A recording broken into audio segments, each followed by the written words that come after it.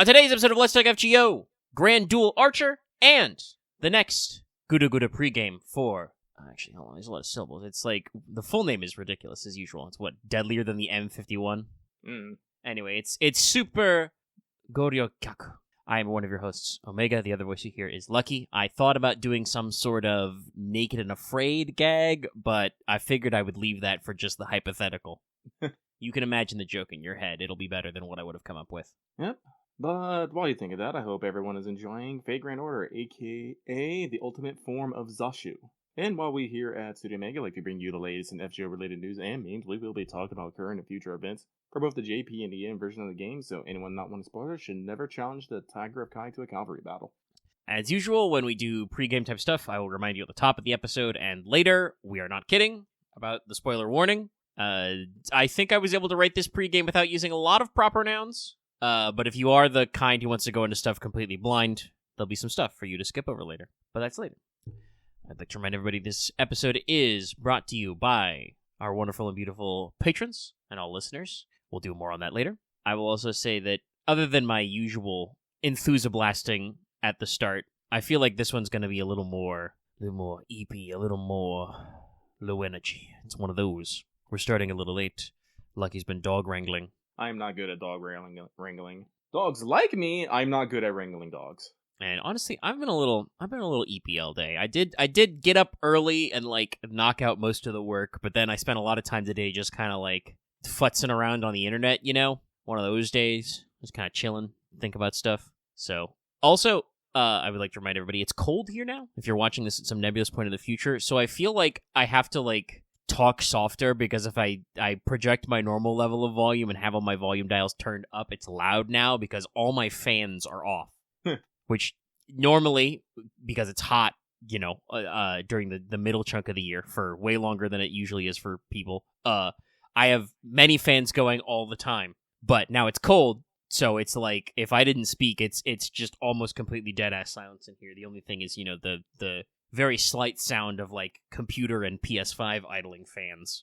So, you know, we're doing things. But it's Let's Talk FGO. That's what it's here for. And to continue on our regularly scheduled business, first, let's check in with everybody's favorite Kohai, Mash.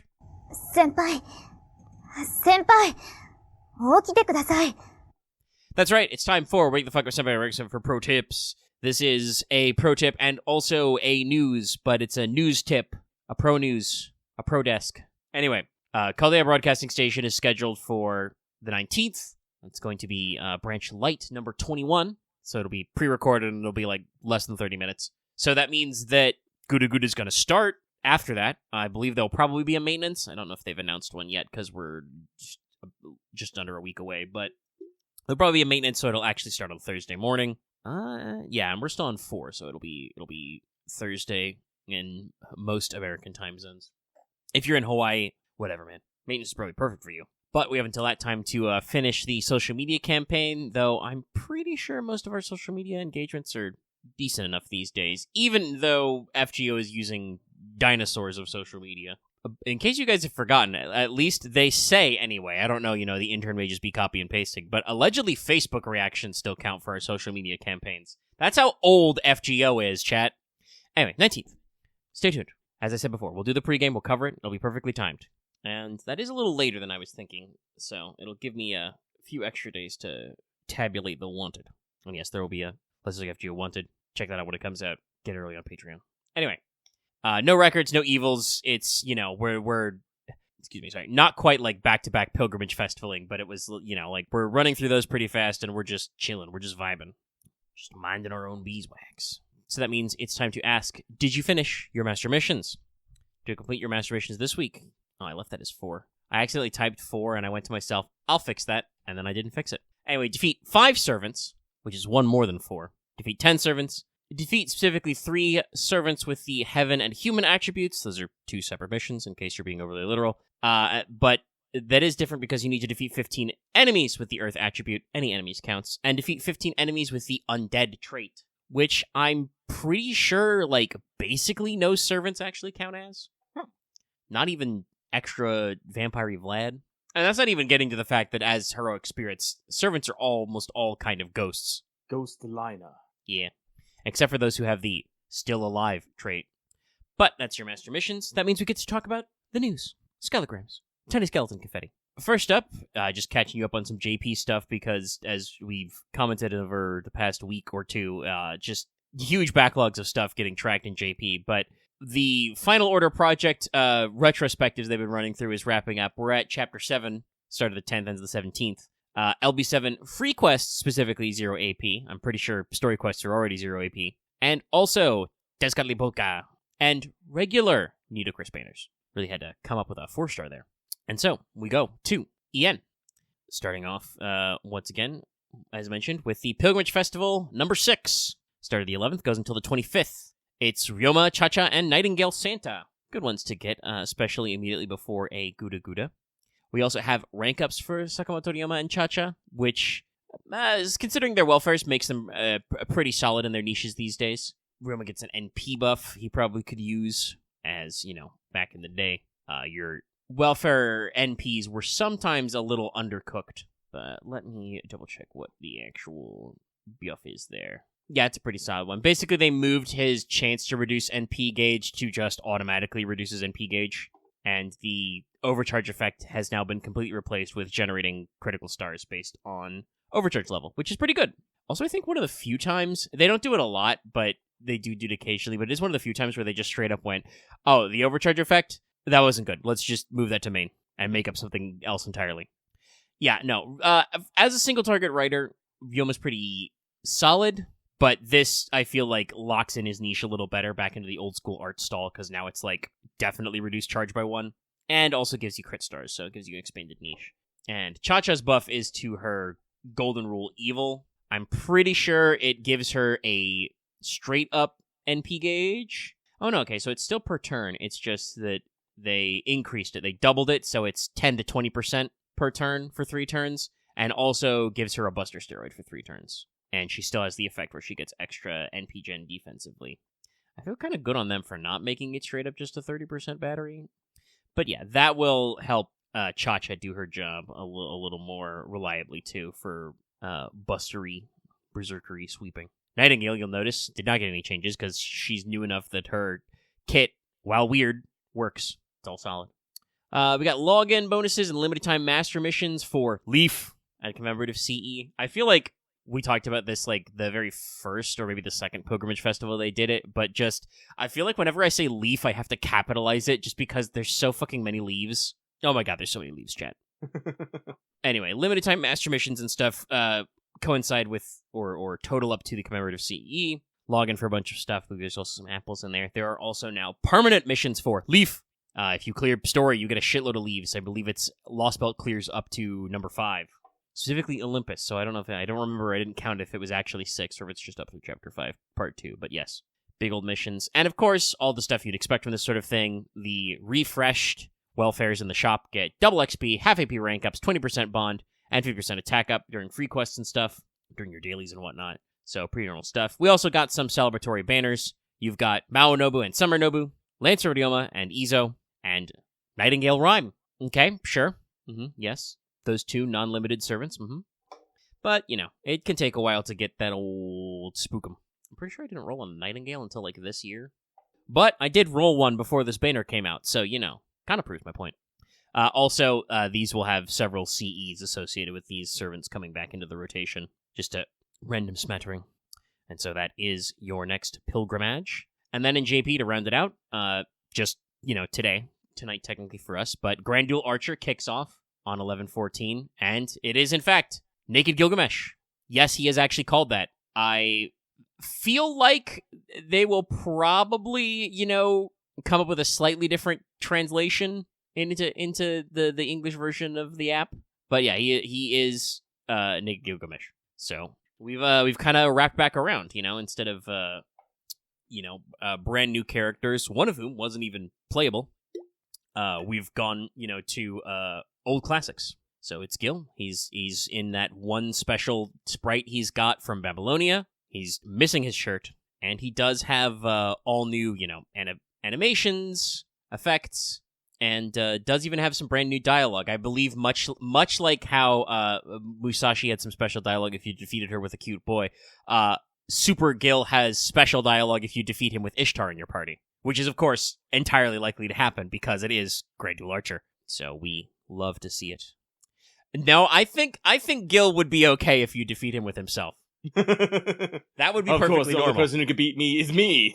Yes, no, the Ishtar one is just like, no, that tracks. Also means, we got some Grand Duel Archer stuff. Most of it seems pretty normal with just some funny chain stuff. There seems to be some special qualities with, like, giving yourself blunt arrow stacks, which then you can, like, or rather, are consumed when you're using them to perform interesting effects, like removing your opponent's attack buffs and NP strength before they proc, like just like giving your opponent a debuff immediately before they bonk you, or even giving you some extra effect on your cards or crit damage up before you get out there. Not as crazy as some of the other like Grand Duel stuff, but is very funny, I think, to play on kind of archers as a utilitarian class with some, prep time and some distance. They're like, oh, okay, yeah, stock up your little arrow stacks and, oh, you upgraded this class score? Well, you'll intercept enemies by shooting at them before they shoot you. Could have some funny implications. And of course, there are, as usual, many, many memes and effects being posted. People are, I've already seen some people being like, so-and-so looks really good with the... Oh, that's a great one. I recognize that one instantly. Yes, hang on, let me actually put the proper code in so other people may enjoy this. He posted a meme from Twitter. I love this short. I've seen it before. I was saying people have already called out, oh, this, so and so looks good in the blue outline. I've seen, Kali, the new summer Tiamat, etc. Already seen some posts of some people with all their, grand friends with a shitload of Chloe's, because believe it or not, Chloe is still a pretty pro welfare. I think somebody posted some poll results for like who they're most likely to be up in there is. Yeah, Gilgamesh was like number 1. Gil on Gil action. Yeah. Emiya did not make top 5, but did make top 10. He was number 6. Our boy Ptolemy was number 3, despite the fact that, he just came out from here, and he's the most recent one on this list. After number 10 actually was the welfare we're about to get, Saika Noguchi. So that's interesting to see. Obviously, these poll results are, just... They're a little self-selecting because they're not official. They're just like what people using app media say, but still a funny one. But yeah, like I said, seen a meme of Chloe everywhere, and lots of other fun stuff. So yeah, a good time as always. That leaves one final Grand Duel. It's Caster, the one that will probably be, I don't want to say most controversial, but the one that's probably the most loaded in the context of FGO. Like, I feel like, there was a little early concern with Grand Duel Saber because people were like, wait, hold up. What does this mean? Is Musashi Grand Saber? And they had to be like, no. It's just about the vibes. But then, you get Herc and you're like, okay, yes, I feel this.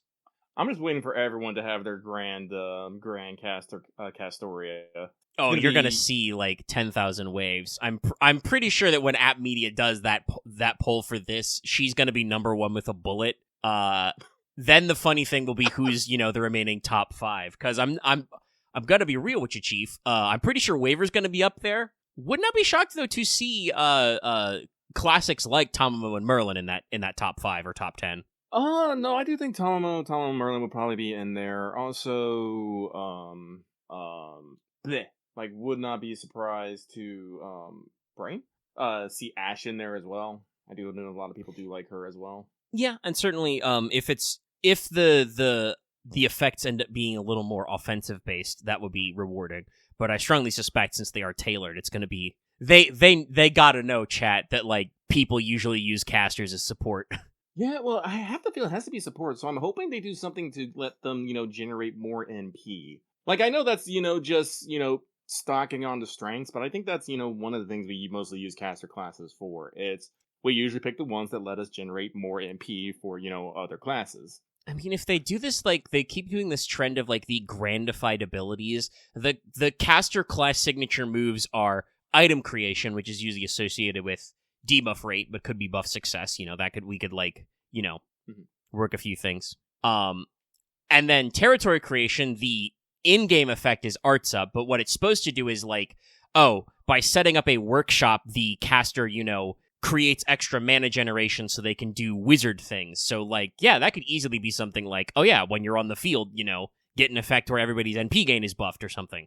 Or just give everybody a starting, 20% NP when you hit the field. Then Merlin could finally hit that magical, 50% number with a few tweaks there. So yeah, no, it's like, there's definitely room for that sort of thing.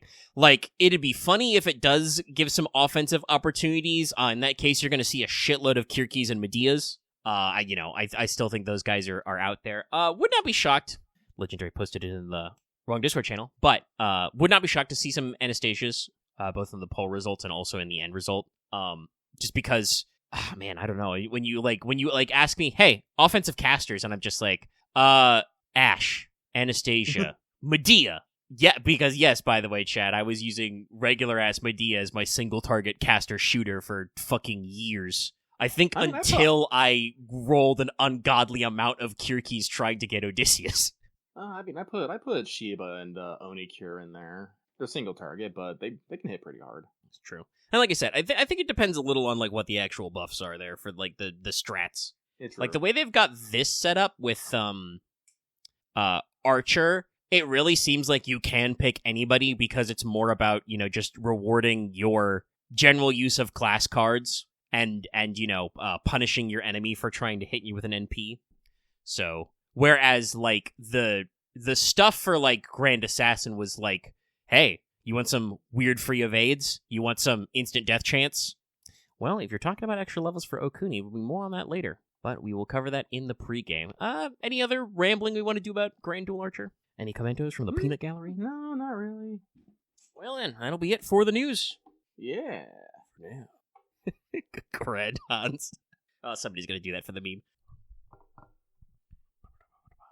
Sorry, I don't even know if that noise picked up much, but that was the sound of me tapping over to mailbag. Oh man, I am excited to see what we do for Grandcaster. They left it for last for a very deliberate reason, and I feel like basically everybody is like, it's gotta be the Solomon comeback. And it's like, if it's not the Solomon comeback, probably be a little salty. But it could also, also the other thing I feel like people is like, but this could be actual Abe no Seimei. The motherfucker has, talked to me off screen before, and he's still not here. Lasengo knows what they're doing. They know what they're doing. Yeah. But also, it's just that feeling. We're in November. The part 2 finale is next month. Yeah, I think somebody said, and it's 30-something days away.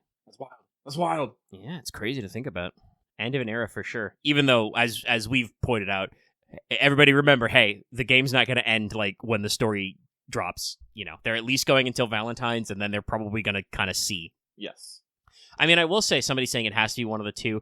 I did see a pretty good tweet. I don't remember which FGO Twitter guy it was, but somebody posted a picture of Golden-Faced White-Furred Fox from CCC, and I'm like, I mean, Giant Tamamo would not that would not be out of the question for this kind of matchup. I would love Giant Tamamo. Please. It would be pretty cool. I feel like that isn't the direction they're going in, but that's another thing that they've, again, Tamamo's supposed to be really strong, and she has her origin as Amaterasu, who's also really strong. That's what we love Giant. Yeah, we know. He made Giant Tamamo. I think he told the art team he thought it should be Giant Tamamo Naked Apron, and they were like, we're not sure we can do that. That might be sacrilegious, Chief. Well, that's why we got Naked Apron Tamacat. Wadarko was like, I won't be contained. Wadarko will not be contained. I refuse to believe him that Nasu is not into giant women.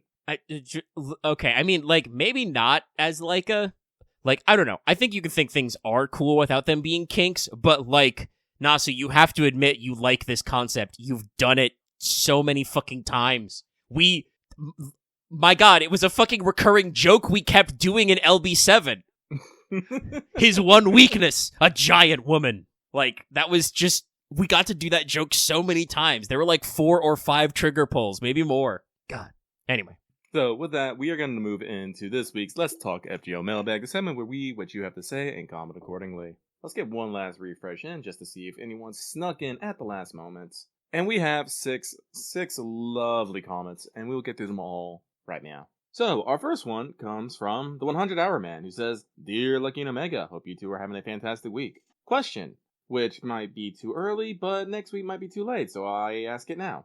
What are your predictions for the next Thanksgiving banner? For me, I have Arcuid, Saber Musashi, King Hassan Cuckoo, Leonardo da Vinci, Nito Droko, or an insane twist, a 2026 unit come early. I have logic behind this.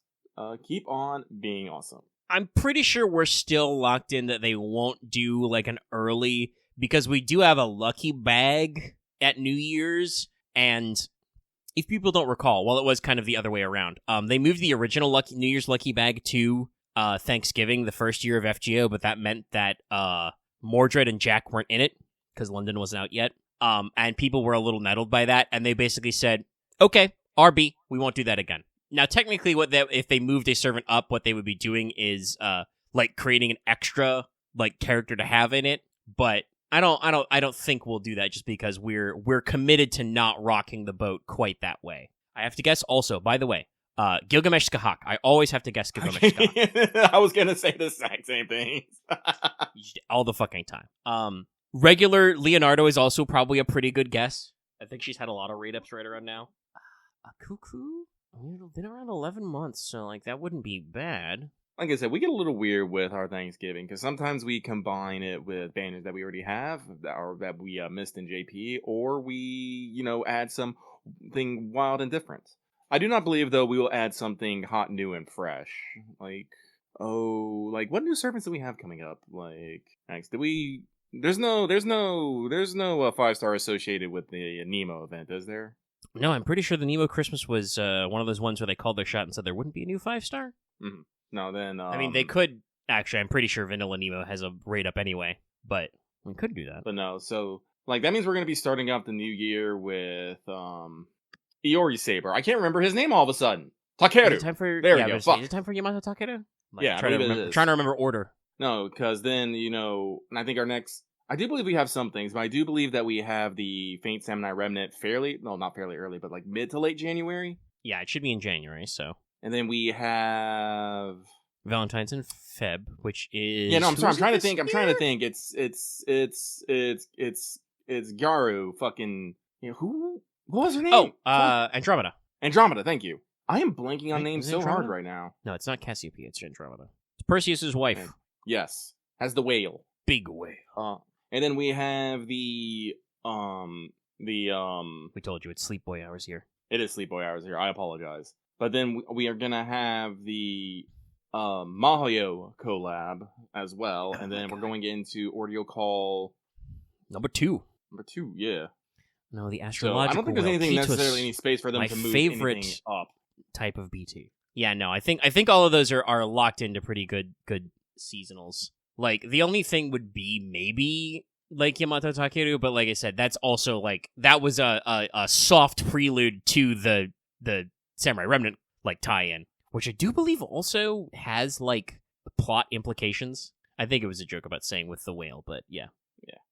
No, those are, like, pretty good. I don't think they'd redistribute. Because Alice is what, banner 2? Nah, they're gonna get... I understand that, like, they do have to worry about, like, or... hypothetically, right, they have to worry about, like, oh, well, we don't have any new SSRs through December. But, first of all, they throw so many banners at us anyway. I also suspect that, like, you don't run FGO, whether you're Losengal or Aniplex of America or Sony or whoever, right? You don't run FGO and see those numbers on FGO graph where, like, FGO goes, like, 2 months without a brand new servant, number negative 50,000, whatever, no money, broke bitches. And then you release one brand new servant, FGO number 1, baby, to the moon! And not realize that you can have a low-scoring month and then immediately make all your fucking money back the next time you actually fire a real banner. But, like, Gil, Skahak are, like, the mainstays. Wouldn't be surprised if there's only Leonardo. I do kind of like some LB7 reruns. Like some of those guys. Like, did we get a... Yeah, Tez was Summer, right? We got a Summer? Because he was had that CE and stuff. So Cuckoo probably makes a good fit. Well, here's the thing. FGO EN is still going to be going strong, I think. Like, I think there may be some people who check out early, but the majority of players are going to want to play it out to the end. So, and there's still quite a lot of banners to be locked in because we've got a pretty strong like, summer. I could think if we don't want to upset the boat too much. Like, Here's the thing. If this was a situation like Gramps or Li Shuwen, who just kind of, got dropped in a banner somewhere randomly and had no event associated with them, yes, I can see them maybe moving that up early for whatever reason, but we don't. Every single servant we have coming out is part of a theme, a set, an event, and they're not going to break that up. Even if they want to be different. No, The best that they're probably going to do is probably change some dates around. Maybe we'll get something early, maybe we'll get something later, maybe we'll get something combined. Like I said, we have been doing interesting things with scheduling and releases nowadays. We don't necessarily make things different, but we add things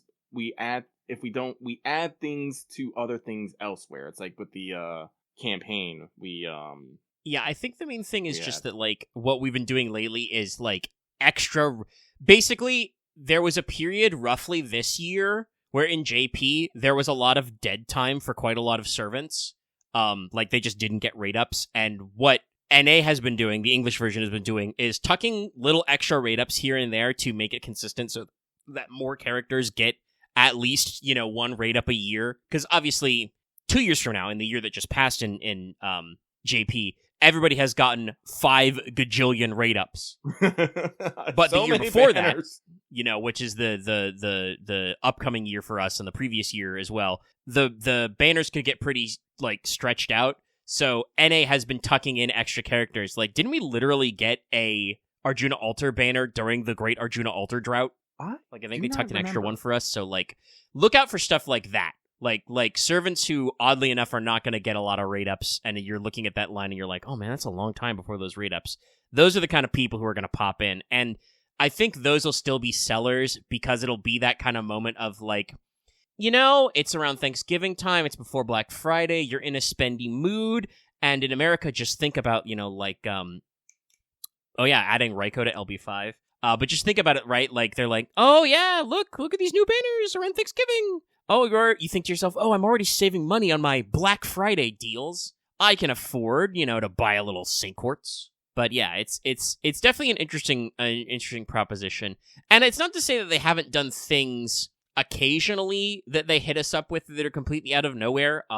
They did, Nito Alter was one of those. But that was also one of those things that was like, because she's permanent, was clearly like, oh, they would have released this at the start of the chapter if they had her. But we were so time crunched that was not ready. I think everybody is whatchamacallit? Like, everybody, I think, is okay with both the Nito Alter release and also just the way LB7 went. Like, there was a pretty decent amount of kvetching and moaning about, like, how long it was taking to get LB7 out, but I think we didn't hear any of that over here. No, I think we streamlined it a little bit. Maybe to reorganize it.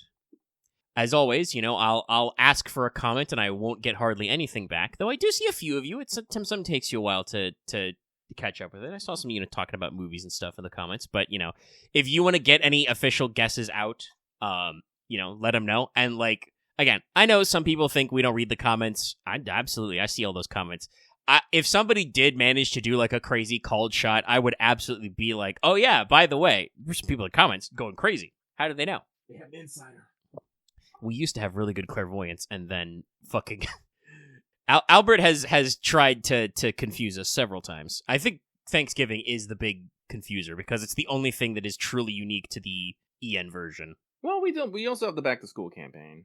That's true. That one used to just be an excuse to relocate the Killmath banners, but in more recent years they have also just thrown extra shit in there. Yeah, actually, Patreon chat's commenting on this. By the way, I get we don't get so many like comments that this feature is blown up. I get a notification on my phone when y'all post comments. I know, like I'm there psychically. So I think we've spoken enough on that subject, and we'll move on to the next one. Thank you very much. This next one comes from the Tyrant King revving up his engine on Mount. Hang on one second, my lasagna is done. Dogs with me. Mama lasagna, take the gun, leave the cannoli. I'll pause the audio for a hot second for lasagnaing. Sounds about right. So, yep. Now I let the lasagna cool. So, you said we paused. We're going again? Are we? Yeah, we're going. We're good. Okay, cool. So, sorry. So, this next one comes from the Tyrant King revving up his engine on Mount Akina for the downhill race. Question. Hey, guys. Since the new GUDAGUDA seems to be vaguely racing theme from the JPCM, which is your facing racing anime / initial D moment. Also, since Thanksgiving is upon us, favorite parade from Thanksgiving Parade. Anyway, that's it for me. Sending good vibes your way. Wah, wah, wah, wah, wah, wah, wah. And hope you have a great evening. Unfortunately, I'm not a parade guy, so I don't necessarily have a favorite float. Never really been a thing. Like, don't watch Thanksgiving football, don't watch the parade, so no floats on me. And unfortunately, I have to give you double disappointment. I am racking my brain right now. I cannot think of a racing anime moment off the top of my head. As though, as much as we meme about it and whatnot, I have not actually watched Initial D. That has never I was gonna ask, does Air Gear count? But also, no, they do other fake Super Science rollerblading, including death battles. So no, that's just ye standard fucking sports anime shit. Yeah, like specifically racing. No, I think like probably maybe the closest that I could probably say was a Yowamushi Pedal, the cycling anime. I did watch a few seasons of that, and I liked it. I mean, you should watch the racing episode of Carnival Phantasm. That's where we get Berserk Car and Granny Bike. Also, I guess what I would say, my favorite Initial D moment is go watch Dungeon Chill's video about Racing Lagoon, the PS1 street racing RPG by Squaresoft that was never brought over to America, and please try and cultivate Square Enix to remaster that and release it in English. Because you don't know, by the way, it was made by Square in the 90s in, I believe, a post-Final Fantasy VII world, so it is very Initial D coded. Oh. Like, I'm trying to think of, like, specific racing moments, and unfortunately, I cannot think of any. I mean, I could also reference IGPX. That was racing, but with mechas, and also they fought. Had a pretty good PS2 tie-in game. But also, yes, I should reiterate what Lucky said earlier. I also do not watch, like, Thanksgiving Parade. If there's a funny one, I'll see the memes on the internet. Like, I think about it, I know, like, a lot of racing memes because, Initial D is all that stuff, but it's never, like, I don't think it's, like, sports animes and racing animes are kind of like how I treat, like, sports and racing in video games. Like, I don't play, like, sports video games or racing video games unless they have a very specific gimmick. And usually that gimmick is combat. Like, I love playing the Burnout series because I like smashing other cars. Listen, if you're really good at, destroying your opponents, you don't actually have to be good at racing. It's hard to lose a race if you're the only one alive. Much like sports and fighting games, I've played a few racing games in my time. Need for Speed Underground, very cool. And when I say have played a few racing games, I mean actual games which are about racing. We are not counting Party Kart Racers because, as you know, Mario Kart's bullshit. But anyway, unfortunately, let us move on from the disappointment that this answer was, and we go on to the next one, which is Monster Girl Aficionado, who says, "Dear Lucky and Omega, no question this week, just sending good vibes and wishing you well. Wah wah wah wah wah wah wah. Keep up the great work. P.S. Do your PvP ladder. This is no longer a friendly minder. Unless today is Borderland Ruins, then you're excused." Ugh. It's Seal Rock. Oh, is it Seal Rock? I should get in there. I'm in there right now. I'm gonna get in there right now myself. I'm in an alliance with very funny teammates such as Rand Bloodguard, Smokey McPot, and Cryptic Rune. Also, Nikau Milk Dud. Milk Dud? Yeah, all one word. Okay.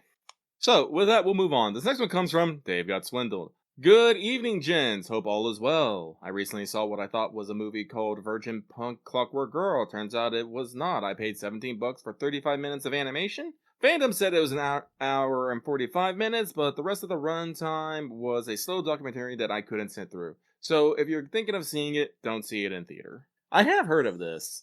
Apparently this has actually gotten quite a few people with the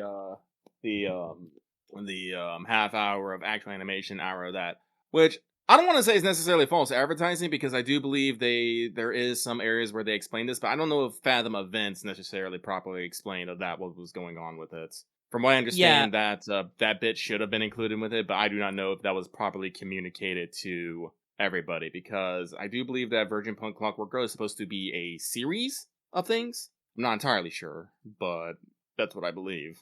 I remember. Yeah, again, it's one of those things that like may or may not be false advertising depending on the context, and like definitely the kind of thing where it's like, yeah, no, I could see if you're paying movie ticket prices and the thing you get is not exactly living up to what you thought it would be.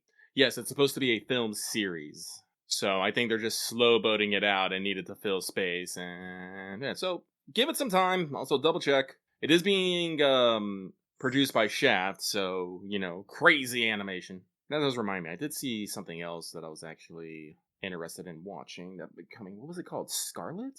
Hang on. Yes, Scarlet. Well, let's see if I can find a preview of it. I'll post that for you guys. I'm probably going to try and go see this when I get the chance. But still, I am sorry to hear that you were bamboozled, swindled. One should not have to pay full price for what is, an episode and then, a documentary. At least not without that being right there on the front and tin, center. Yeah. So we move on. This next one comes from Bacon and Airship is Good Clean Fun. Howdy, Lucky Omega. Hope you're all having a good week. As for Lusky's Destiny Child, is there any way to contact support to recover? And so I hope that they can help you out there. So if you were all paying attention to my little intro thing on the mailbag, I mentioned that I lost my Destiny Child Memorial Cold. Destiny Child being one of the first gacha games that Shift Up made and has long since up into service, actually bundled up everyone's player data and lets you access it through a memorial app, in which you put in a code and you can basically access, your stories, your child's, and, a bunch of other things, costumes, your cards and stuff. So you can keep them around forever. Unfortunately, you have to enter a code for it, and when I reinstalled LD Player, it did not keep my code active, and when I went to check my email to pull the code, that email has been deleted, and was deleted over 30 days ago. I am utterly devastated by this, by the way, as I really did love playing Destiny Child, and it's... Right. I did look into trying to find some sort of customer support. I do not think I can find any. Shift Up does not seem to have a generic customer support, and I believe the customer support for D-Child has been closed, so I am a little screwed. I will continue searching, though, throughout the weekend, though. Okay. We move on. This next one comes from Agent 418, who is praying you find the code. Thank you. I appreciate the sentiments, and I'm hoping that it will magically turn up somewhere as well. But they say, hello, Lucky and Omega. Have a good weekend, y'all. Same to you. Same to you. And with that, I believe that is everybody. Everyone, thank you so much for your comments. I'm glad to see each and every one of them, and I hope to see them again and more next week. A relatively swift mailbag. Slightly unfortunate as we are slow-boating our way through Seal Rock, and we're winning right now. But it's also Frontlines, so who knows? Who knows? It's gonna be probably my end. Okay, they finally did it. They killed me. Alright, well, I guess we'll just... Oh my god, he's dead! Yeah, it's one of those days, I'm only half listening, or half paying attention to Frontlines anyway because I'm listening. Alright, I'll stand outside base. Okay, I will close the tab for mailbag, because we're past that. We're good.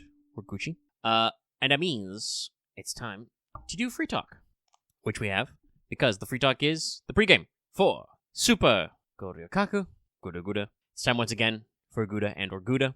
I should actually double check what the full name of this is supposed to be in English, because they've posted it with the social media. I heard that pop. Oh, it's my elbow's full. I'm just chilling. If anybody comes by spawn, I'll blast them. I'll give you a second to scroll up, chat. Yeah, dog, I'm looking at you. I see you looking at me. That's me looking at you looking at me. How does that make you feel? Yes, it's apparently vaguely disinterested. Full speed ahead. Kawanakajima 24 hours. Super GORYOKAKU. Deadlier than the M51. So it is kind of like highway themed, but also there's other stuff going on. And to catch everybody up, this is a GUDAGUDA event, and it's going to be a point ladder event, which only requires a Fuiki clear, so hopefully everybody will be getting in on that. Sorry, that was some of the patron chats that they tabbed back into 14 because they're waiting for it to pop. No, that's because I'm on controller, it comes through the controller speaker. It's like one of the two sounds that do. It goes me mounting does as well. Anyway, so point ladder event, only require Fuiki clear, so it will not be as much of a hardball as maybe some of those fights in Castle of Day and Night were. Also, keep in mind, while there will be normal time gates, this is a raid event. Your first raid quest should appear about 3 or 4 days after the event starts. So if you went in on that action, you are going to have to be alive and awake. Though DST does help with that, I think. But yeah, so after several time gates, there will be a raid phase. And I do believe these are, because they have, kills counted, or lives counted in the million. These are global raids, which does mean, like I said, if you're not there when these things kick off, you might miss some. It entirely depends on what mats they drop. You know it. Yeah. I can even pull those up to check later when we talk about them. But no, it's like it's definitely like something to be concerned about. And like most raid quests, they're going to cover a wide spectrum of like difficulty levels. So it is one of those things of like, what would I say? Like, you know, you're going to have people who will be very new at this game who'll be able to clear like the lowest difficulty. And then there'll be the high ones where you'll just be like, no problem, hold my beer. I can do 1.1 million.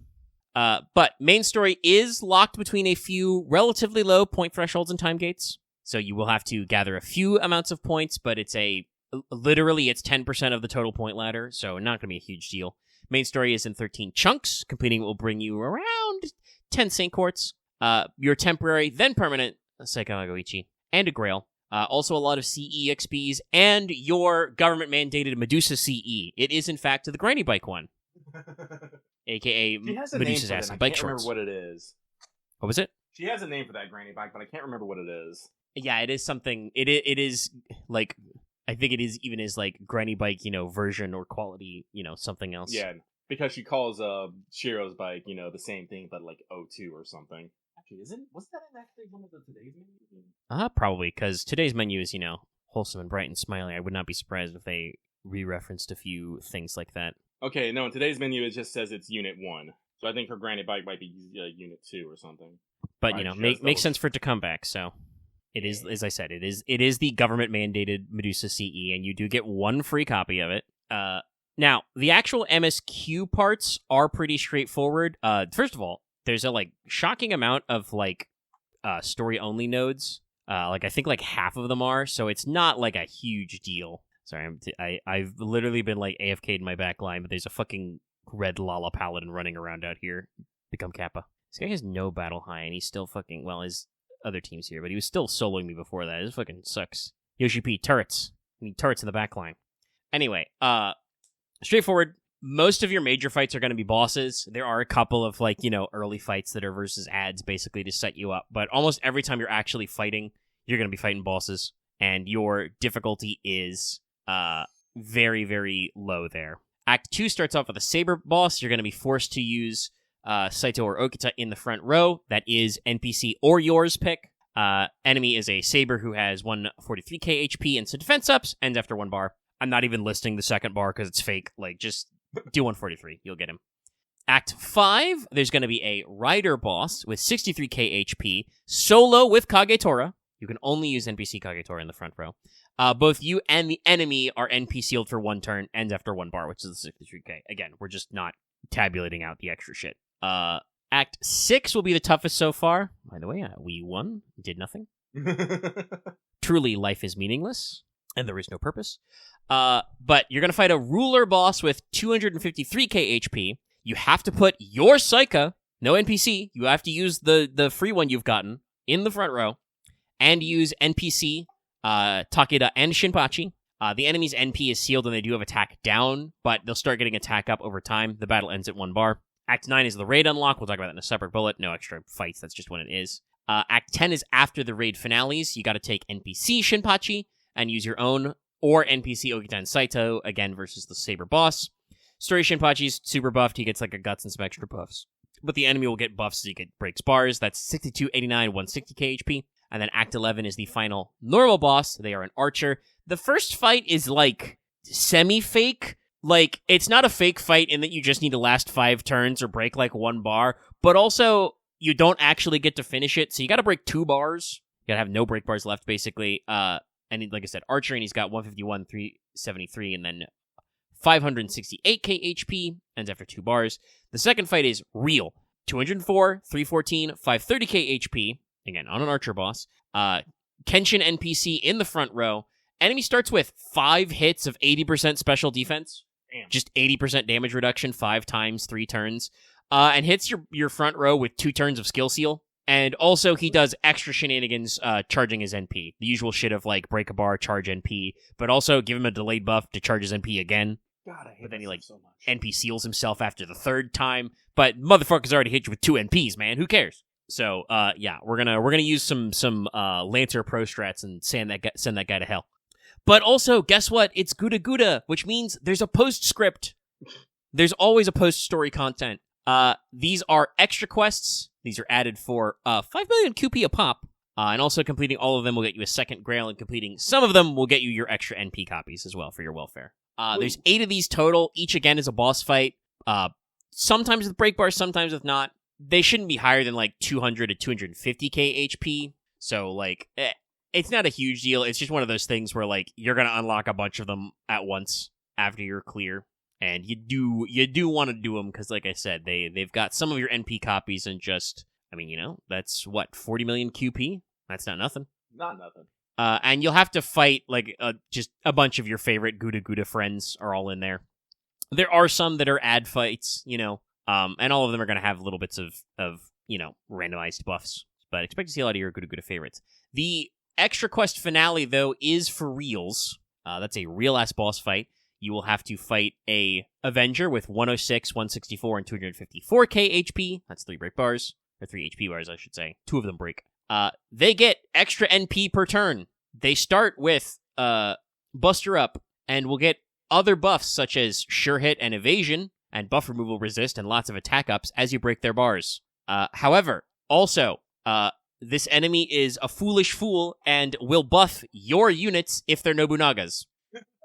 Literally gives buff to Nobunaga trait enemies, aka your party. So you'll get to have some fun there.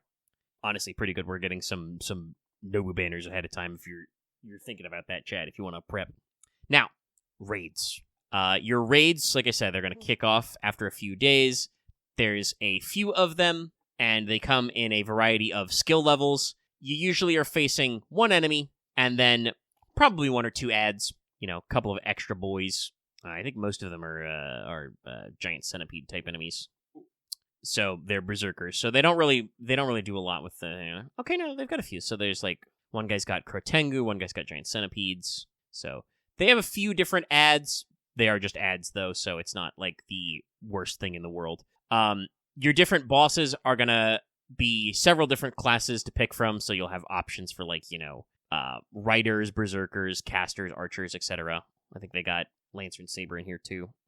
They might have one for each, normal class. Let me see. Are there 7 of these? 2, 3, 4, 5, 6. Okay, so I think Assassin's the only main class we don't do. But like I said, they're out there. The first level one starts at like 100k-ish HP, and then can go as high as like for the toughest, raid battle at the highest difficulty, like I said, 1.1 million.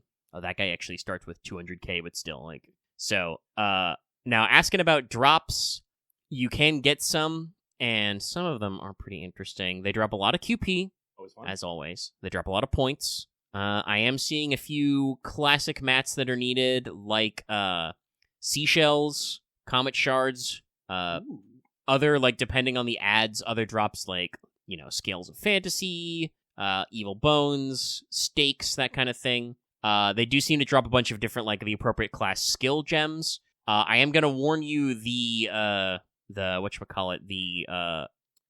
like, second Berserker raid, Hokkaido King. They're named after different regions. That one, and I think it might be because of the ads, but I'm not sure, but that one, at its highest difficulty, actually, several of its difficulties, drops, sun scales, solar scales. Those are an LB7 mat, so, people will be on that shit. Farming free quests is for losers. The final one, the Saber one, also drops Vestiges of Madness. That's another one that's really new. I do need a lot of those. But yeah, so there will be a few in-demand mats to keep track of. And like I said, you'll have a wide spectrum to pick from. So if you are a newer player and you're thinking to yourself, man, I don't know how to hit 1.1 million HP, don't worry. Run the smaller ones. You can do that. You get better rewards, though, if you can. And like I said, they're going to be, this is just a Fuyuki clear, they're going to be old heads who are like, doing that fucking, clap their hands together, rub them together, yeah, boy, meme. Because, some of you have been clapping 2 million HP cheeks since Rashomon. Though I will point out, the 1.1 million guy, you can't just, shoot and scoot.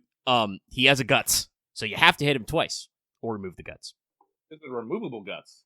Yes, it is a removable and can be blocked. Okay. So, like, he's gonna try and make it so you don't obliterate him in one turn. But I've been playing FGO for 8 years. He's gonna fail. Yeah. It's a saber, so single target berserker or single target archer. Hell, just get the fucking. I'm pretty sure he's not a beast attribute, but if you just get an Orion solo god hand, I'm pretty sure you can take care of that. Super Orion gives no fucks. Does a casual 1 mil with his buster cards. But yes, so keep your eyes out for raids, and they also usually have a couple buffs. Mostly what you're worrying about is pumping enough damage. Free quests are also usually a little bit simpler. We are still keeping, thank God, fully mono class. Honestly, most of them are pretty low HP. The final 333 node is also Saber, and the boss is 150k HP. Again, should be nothing if you're hitting some of those higher level farms, but it's nice that people who are newer have an opportunity to get in there. The node after that is 213 Caster. That's 140k in the middle and 180k at the end. Again, not like harsh, but definitely something you got to plan around a little. The final node is going to make you work for it, though. The 90++ is 131. Also, the one is just a 198k goober. That's just nothing in terms of doing damage in a free quest. It's just there so you don't get full NP refund. It's true.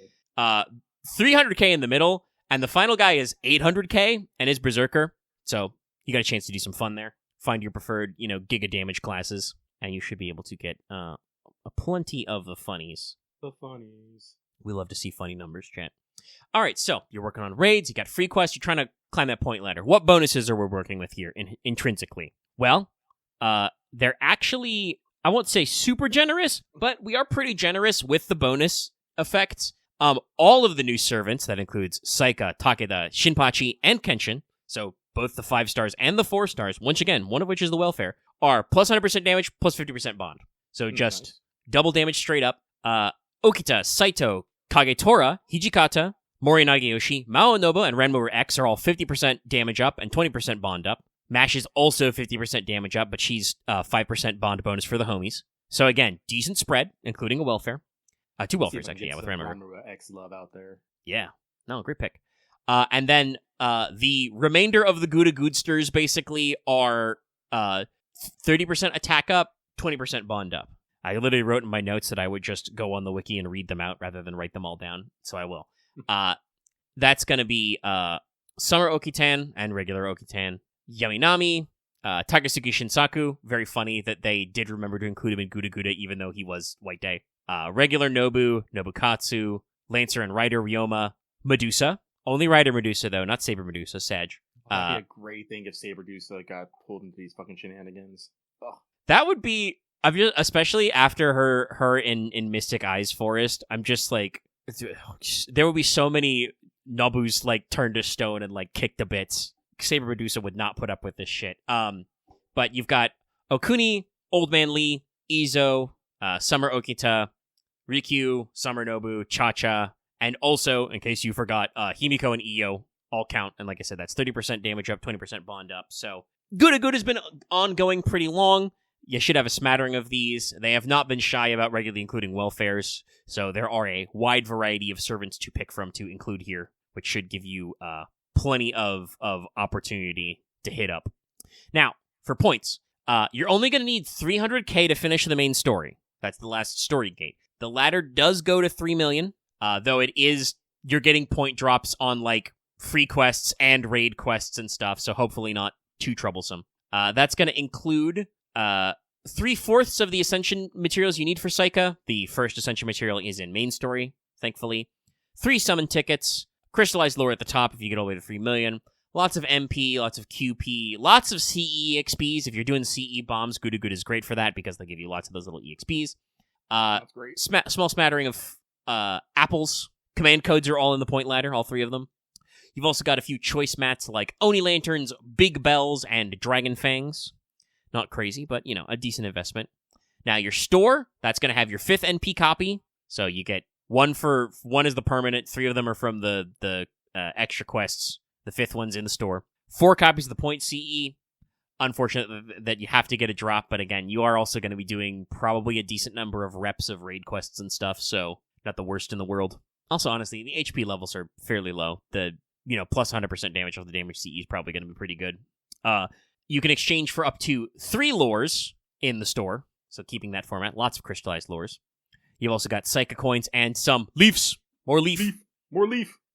Which is fair, as, by the way, this Pilgrimage Festival, release period with the extra missions will be going on until, the 25th. Hey, literally 2 of those servants are GUDAGUDA bonus servants. Mm-hmm. Make sure to stock up on your leaf action. Usual EXPs. All right, lights just flicker a little. That's weird. Like the heat kicking on? We'll worry about that later. Where was I? Yeah. Usual EXPs, foes, and code stuff. And we'll have materials such as bones, yarns, feathers, octuplet crystals, small bells, horseshoes, gears, lanugos, obsidian knives, magatamas, mirrors, spirit roots, and Archer Rider Berserker statues. I need those small bells. I'm still not done with fucking Berserker Castoria. No, those small bells are crazy. No, these are all great. Like I said, bones is eternal. Small bells. Obsidians are another new mat. Literally not a year old yet. Or bare. Yeah, no, because it was Christmas, so yeah, not a year old. Now, your summon banners are going to be pretty straightforward. We're going to start with Takeda Shingen, Shinpachi, and Mori Nagayoshi. It's a Mori Nagayoshi year, everybody, if you're not caught up on NP5. Your second banner will actually be a combo of 2 different summon choices. That'll be Okita Saito Mori and Hijikata Saito Mori. And then a full week after, you should get Usagi Kenshin, new ruler, Shinpachi Mori. And also, there will be just a fucking shotgun of other characters who are limited at the end there, which will be Okuni, Okitan, and Rikyu, all coming back.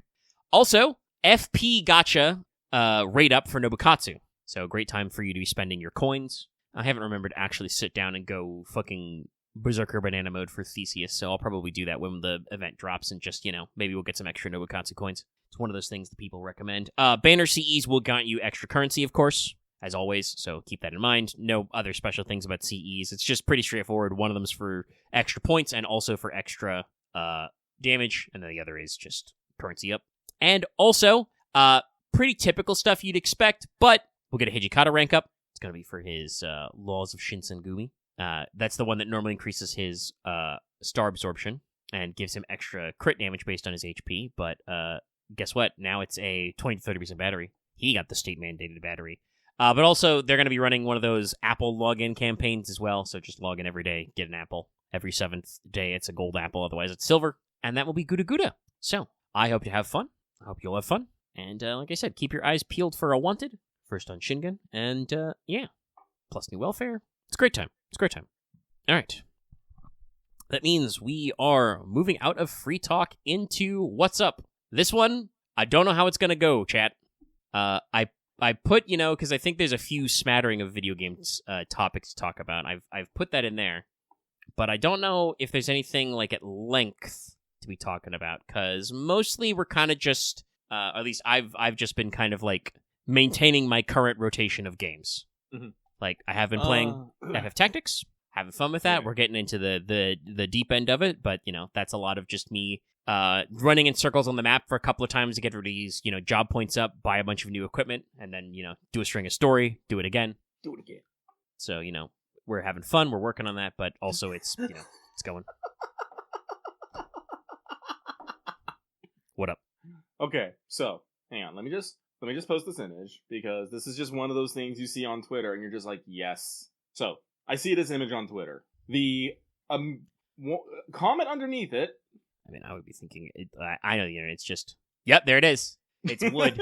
I wasn't expecting it to be from the licensed monster fucker, but I knew it would be wood. No, it's the monster fucker part that got me. Yeah, that's just that's a guy who's got a gimmick that he's going for. But yes, there's a wide smattering of different video game things we can talk about. Like I said, playing a few different games. Been trying to play a little more FF14. I do actually think I saw today that the was FF14 DDoS Today account did actually say no. So hopefully that's trailing off a little. But there's a few different topics. We were fairly early, so we might want to take this opportunity to comment on, because we'd only played a little bit of it last Friday when we recorded. We did play quite a lot of the Far Far West playtest over the weekend. We did. It is unfortunately over, but the Rip. the dev team has been super thankful for the wide show of support and feedback on the game. Again, I do find that very, very strange that this game is, like, considered pre-alpha, and it seems like we have a fairly complete game already. Maybe a little thread-boning content, but the core gameplay loop is all there. Now I think it's just a matter of adding stuff. Let me see what the actual definition we're calling it. So, pre-alpha is, pre-alpha refers to the project before formal testing. So I guess technically if they did a public playtest, they shouldn't call it a pre-alpha, but maybe it was based on a pre-alpha build. Yeah. Because that is kind of the phase where you're like doing, nightly builds and percolating them. The alpha phase is the first, technique. Could contain errors, could have instability, etc., etc. So I didn't really see any, instability. Not really, no. Well, also, we weren't doing, public matching and stuff. We, as is usually our want, we kept it private and just between us. I do believe that Loth probably had a few connection issues, but I blame that on him having a potato and being upside down. Yes, that's usually the source of the problem. I believe that his initial wave of connection problems were solved by him dialing down the graphics, and then he turned them back up to, medium. Mm-hmm. So, usual issues of, rendering video games when you're armed with potatoes. I do believe I had one crash the desktop, but that was when I was playing solo, so... Yeah, I played a decent amount of solo, on Sunday before game time, so I didn't really experience anything. So yeah, there probably is some optimization to be handled. PCs are or can be a little chaotic. Mm-hmm. But it's one of those things that's I don't know. I mean, obviously, I think the end goal version will probably have the progression on some things take a little bit longer. Yeah, probably. Because I was able to easily max out fire and acid, get all the spells unlocked. And, didn't... It just, a weekend, and the playtest was much longer than that. So I suspect most people who started, on the first day are probably, got everything easily max leveled if they were playing pretty regularly. No, it does make sense. So they'll probably rebalance some of that. We both, I think, both of us submitted some feedback. Oh, yes. So, like I said, I think they got some ideas that need a little tuning or polishing and, probably some stuff. But the core loop was there. It's pretty fun. Oh, yeah. Like I said, the core loop is good and fun. They just need to fill it with stuff. They have a very good skeleton, and they just need some good meat on it. Like I said, I understand it was pre-alpha, but the weapon selection was very small, and the amount of, how do I want to put this? Well, it was a very good loop. It was a very same loop. We only had 3 bosses, maybe 4 or 5 areas? Yeah, I think there's 3 maps, and you can unlock 2 through quests, so yeah, 5? Yeah. And some of those maps did have little Easter eggs. Some of them was less so. I mean, all of them had hidden areas, but the mushroom thing was a whole thing. Yeah. Same with the bell. But no, those were fun. I'm hoping that we fill up the map areas with a lot more of that stuff, and maybe we start adding a little bit of lore and story to what's going on. I mean, it is very, very fun to finish your beer, crack nuts, and get to it. But once you've done that, 20 times, you're just okay. Yeah, you literally only have one load back into town animation, and it's funny. But yeah, also the town map is huge. Definitely feels like they modeled that for looks, and then we're oh shit, there's a lot of stuff. I like the mine with the little weird slideshow back there that you can interact with, but I'd love if you could go back into the caves and actually test spells before going out. I know they say you can't use spells in town, but there's a shooting range, guys. I need to actually figure out how the fuck some of these work. Yeah. I get what they're going for. I wouldn't want to summon acid rain or fire tornadoes in town either, but gameplay testing is very important. That's something that I think even... They've altered their UI a couple of times, but it's something that Helldivers 2, for instance, still hasn't done, is there's still not a shooting range. And I think for Helldivers, it does kind of work because you, the guy, are in it, inherently disposable, and, you pull out a primary, you use it, and you're this sucks. Whatever.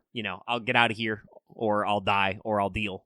And, you just go next, I'm hoping people are not crazy enough to go, Helldive 10 Super Helldive Extreme and be I've never tried this primary before. But I don't actually know what people are doing. But, it's one of those things where, you said, could use a little more variety in the weapons. I think for, a 4-man co-op horde shooter, I guess we'd say. Like there's waves of enemies. There's still objectives. It's much more open world than like a Left 4 Dead or even a Dark Tide. Mm-hmm. But you're still fighting waves and waves of enemies. And honestly, at times they could probably have used tuning up the waves of enemies a little. Maybe a little more weird modifiers to maps. No, that is like one of the things. Like, I don't know if I ever felt like when we're running from objectives, I don't know if I've ever actually felt particularly threatened. I think we only played on normal at the hardest. Maybe we should have bumped that up to hard if we had the chance, but generally fighting mooks between objectives never felt like a problem. It was, blast them a few times, keep moving, or just ignore them. Yeah, like sometimes we would like stumble into a marauder camp that wasn't really a side objective, but they dropped gold, so we'd roll them over. And like those guys occasionally had teeth; they actually shoot back. But yeah, generally they did not seem to have a system like Helldivers, where like you would run into an enemy patrol who can call in reinforcements on you, and like you have to actually like weigh tactically, like, do we ice this patrol? Do we go around them? Kind of shit. Even on like medium. I believe they said that they are planning probably more playtests, because this one was such a smash hit, and so they are going to like rebalance some things. And you and I, well, you pointed out to me, so, we both speculated that they've got this mysterious empty space when you saw the little like card collections in the Joker shop, so I'm wondering if they might have some more like spell trees, some more elements in the can.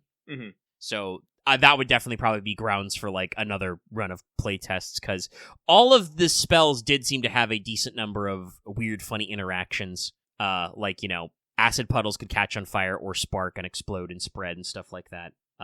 Fire plus acid puddle was like fire tornado, shit like that. So that's probably some stuff you would want to test out a little bit. So we can try playing on a higher difficulty and see, because we don't normally go that hard, but we did know that this game, what's the best way to put this? And I'm not going to say not to be insulting, because I can be a little insulting. Far Far West did not seem like a ball buster kind of game. It's not like trying to be hard for the sake of hard. Like, yeah, there were some enemy attacks that were a little intense, but like there weren't like limited lives or anything. It's just like, if you die, you can respawn. You can move your fucking ghost ball around. So, like, you can relocate to safe areas and shit. There were not really, like, environmental hazards. Even falling into the fucking canyon was just, well, this is annoying because my robot horse goes slow in water. It's true. So, like, it did not really seem like they were trying to be a ball-busty type game, so we could probably push a little higher because, like I said, we played pretty intensely for that weekend because it was super fun. Yes. I'm like, it's been a fucking week and I'm already, like, wistful. Like, man, that was fun. I loved having the finger guns emote and also the finger gun spell. The finger gun spell was quite fun. Yeah, no. So, like, and could probably use a little more enemy variety. There was basically, like, normal skeleton, shooty skeleton, suicide skeletons, minigun skeletons. Those guys were a little spicy. Evil-ass birds. A lot of evil-ass birds. Yeah, and the Marauders. They were talking about a new faction in their Discord. Actually had votes on what it was. People picked the most ridiculous name, as they fucking do. But yeah, that's a good one. So keep your eyes peeled on that one. I don't know exactly how it works, but I bet it's a lot like, liking and subscribing on YouTube videos. Wishlist them on Steam if you're interested in that sort of thing. Which I did, and I made sure to give them the email and say, like, hey, if you do another playtest, fucking hit me. So, like, super cool little game, got a lot of variety. The main thing was just, like, like you said, it's weapon variety was a little limited. You had quad cylinder, which was just assault rifle. Looks cool, but fundamentally, assault rifle gameplay. Shotgun, long shot, which is sniper rifle, and minigun. And I unlocked the minigun, but, like, it didn't really seem like it was super needed. Like, it's a neat concept to have, a fully automatic weapon that you don't ever reload. Like, the ammo in the gun is just your ammo cap, period. But definitely could be, like, I don't know, like, get some other funny stuff in there, maybe some sort of crossbow for, like, a long-range option that's different from the long shot. By the way, I just checked their Discord. They are showing the animation. They're making a boomerang secondary weapon. Ooh, that's good. I like that. Yeah, no, they actually have some playtest results here. I will read them out loud if you do not mind. No, go for it. So many played the playtest, blah, blah, blah. Here's how all of you contributed to these amazing numbers. More than 125k players joined the playtest. They peaked at 2,600 concurrent players, which they consider insane, and the median playtime was 1 hour and 30 minutes, which is apparently huge for a playtest, especially compared to competitors. They have received 5,542 feedback forms, and they're still getting around 10 per day. They don't know even how. And That's great. They've analyzed and summarized all the feedback, and here are the results. The overall experience is at a 9.04, games difficulty 8.08, 430 said too easy, 300 said balance, and 240 said too hard. Games pacing 8.94, combat gameplay feel 9.01, general feel of the gameplay 9.11, and visual art style 9.43. According to the feedback, the game is too easy and sometimes unclear. They will be working on that in the future. A lot of people asked for more content. A lot of content wasn't our priority for this playtest, but you can absolutely expect more enemies, maps, objectives, bosses, quests, weapons, and spells in the future updates.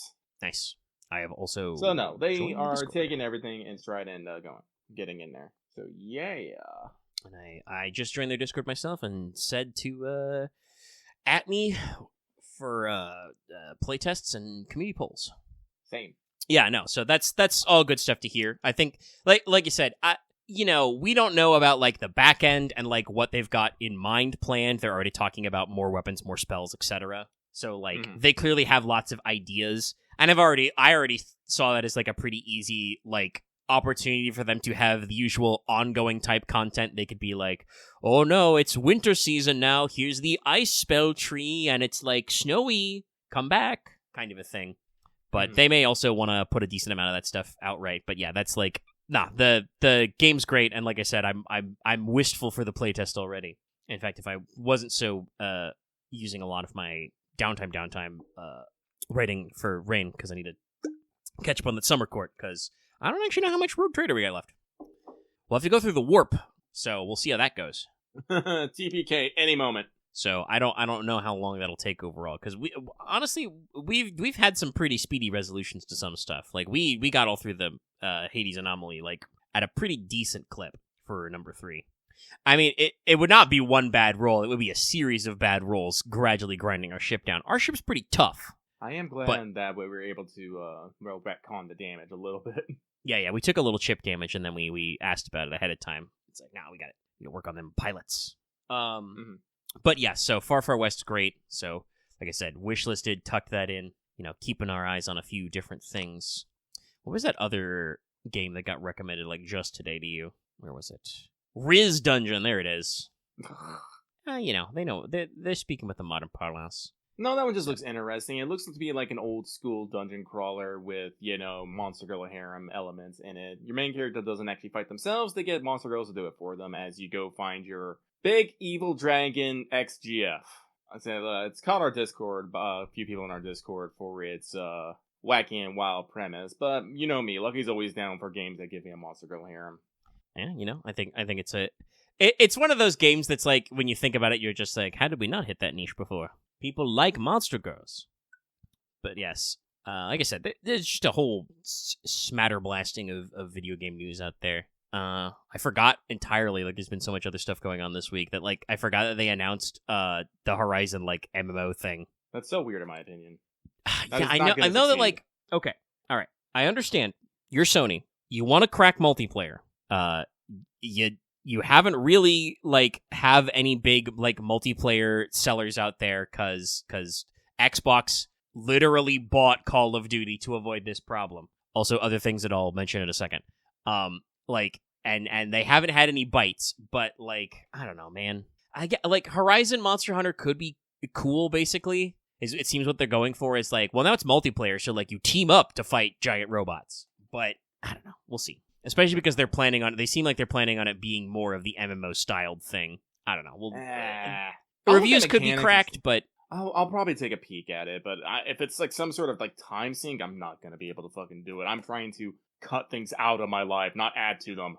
Yeah, no, I mean, and here's the thing. I've tried several. There are literally only 2 MMO-type MMOs I've ever played a lot. 1, old school RuneScape. Literally everybody's first, and also, I mean, I did stop playing eventually because it did reach that point of just like, well, I'm just grinding this out, and I'm a free-to-play player, so I feel like I'm, denied all this beautiful, delicious, large map because I don't pay a fee. But it's a weird one. And then 14, which I got into because, I mean, a lot of people are rattling sabers over in WoW Land because they're working on their next X-Pack and they're doing a great culling of add-ons. And everybody is like, it's a conspiracy. They're going to put WoW on consoles. Which, I mean, on the one hand, would not be super shocked if it happened. And also, like, I don't know, if you're like a hardcore WoW guy and you're like, I can't believe they would try and quote unquote dumb down WoW so you can play it on consoles. I'm like, you guys should have been saying something like, what was it, fucking 2 years ago when Microsoft bought ActBliz? You thought this wasn't where this was gonna go? Oh, by the way, Axe, if you don't, if lesbian harem RPG is not your thing, it's not your thing. You do not have to feel weird about not caring about it. It's like there's like dozens of games that I see daily that I'm just like about, and I move on with my life. As long as we're not picking fights. Yeah, just don't pick a fight over it. Yeah. Far too many people online should just close and move on. No, like literally, if it's not your thing, just close it and forget about it. Close tab, move on. Axie does this right here. You're starting a fight. Yeah, don't do that. You're trying to like justify it. It's like no, close the tab, move on. It's okay. Move on. Don't engage. You'll be better off that way. Your feelings are valid, but once you start sharing those feelings with everybody else, that's when people can start sharing their feelings with you, and that's how fights happen. That's how we get into this exhaustion. Yeah, no, like I said, the art of just like block and move on or just close tab move on is truly lost these days, and like our world would be better off for it. And honestly, that's kind of how I feel, like I said, about the Horizon thing. Like I've tried several MMOs, like Old Republic kind of got me, but also like kind of didn't, because I always felt like I just wanted to play the single player parts, and I felt kind of sucked out of it whenever they would be like, hey, do you want to do big multiplayer space battles? And I'm like, on PC? Not really. Oh, that reminds me. Old Republic had a fucking on-rails fucking space combat shooter. I kind of enjoyed that shit. I probably should have tried it. Like, these days, I probably at least take a crack at it. But, like, like 10, 15 years ago when I was trying it, I was kind of like, I don't know, that sounds like you're putting me in a MMO thing, and I don't want to do that. I did I'm here because people say the story's good. The story is good.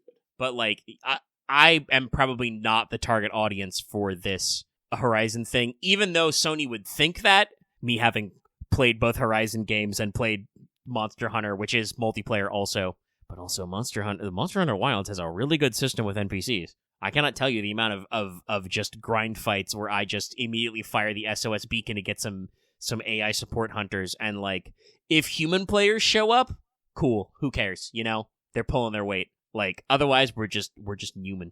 But yeah, that's one of the ones that was like, that's a little weird. I guess we could play, good news, bad news chat. What's up? Good news, everyone.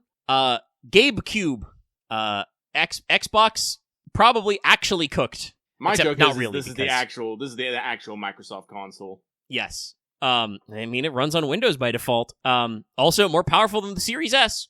Now, funny story, the new Steam machine, the actual Steam box, the GabeCube as I like to call it, is around to a little under the performance levels of an actual at-home console. I don't actually remember what the Switch 2 specs are, but I'm going to guess it's probably pretty equivalent, and it should be a little under where the Series X and PS5 are.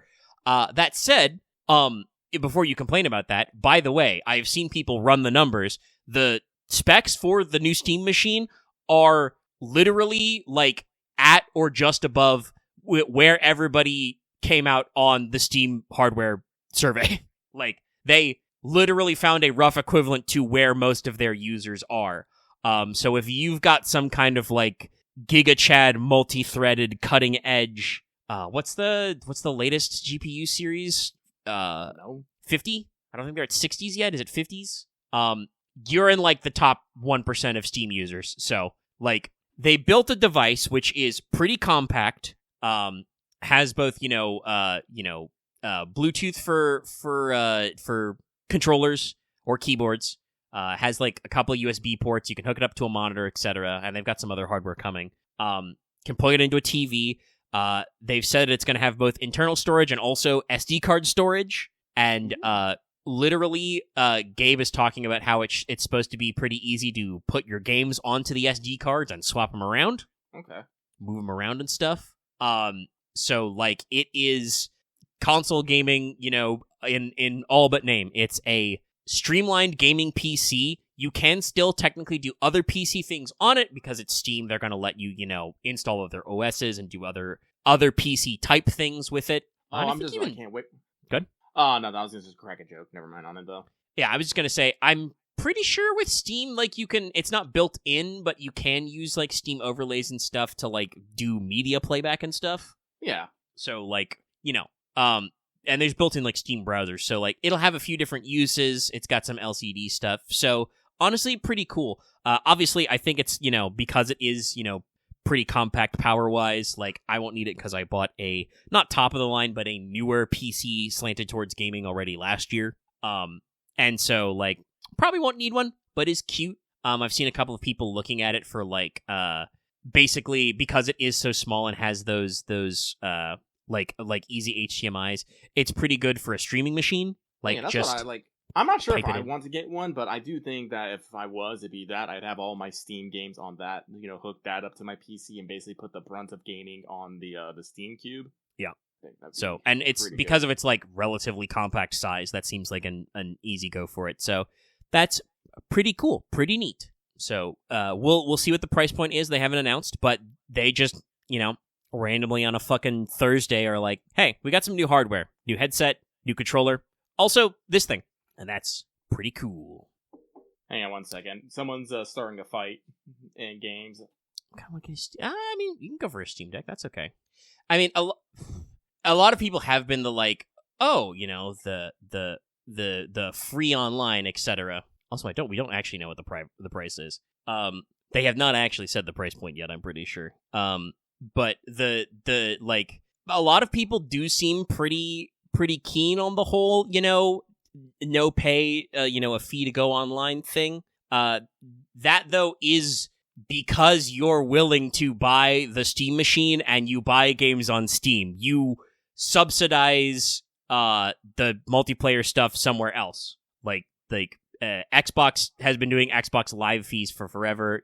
PS Plus are out in there. The Steam library thing is interesting. Also, I don't think a lot of people realize a shitload of shovelware that's on Steam is also on PS5 and Xbox anyway. You don't notice it because they don't get percolated to the top because they're out there, It's a whole thing. I'm pretty sure because of the way Steam is, because they have systems like, Greenlight and Indies and Early Access, Steam does have a larger library than you can get. Yeah, it does. But a lot of that is, different. Like, honestly, I think, especially because, like I said, most people have checked the specs and they are, like I said, I'm pretty sure they're slightly below where PS5 and Xbox Series X are. Like, if you're going in for consoles, you can save up the extra dosh and get a console. If you are the kind of person who is like, I mostly play a decent smattering of PC games, especially that you play smaller indie games that are cheaper kind of a thing, which a lot of people do because of the price point. Going in on the new Steam machine's probably better. But no, the new Steam machine's great, and I am excited to see its price points and see if I can fit it into my budget. Yeah, it's like I said, it's one you got a price point. Like, honestly, I think their decent competition is probably not quite consoles. It's other PC manufacturers, depending on the price point, maybe Switch 2, but also, the Steam machine itself is not inherently mobile. Now, you combine with the Steam Deck, which is another thing that, I think... So this version of the Steam machine is, I think what people were expecting when they announced Steam hardware, years and years ago, they pitched their first one. It didn't really materialize, and I think they pivoted into Steam Deck instead, but Steam Deck has been doing bangers for Valve, because, having your PC games, especially, once again, your cheaper, smaller, lower impact games, basically Bluetooth or Wi-Fi streamed to a handheld so you can play them in bed, great. That's I think where a lot of people are at for action with Switch and Switch 2, and that's honestly why PlayStation has decided to cook up the PlayStation Portal, Mm-hmm. That's a really good market. And so I think that Steam kind of looked at that and went, oh shit, we can actually produce our own compact PC and people will pick it up.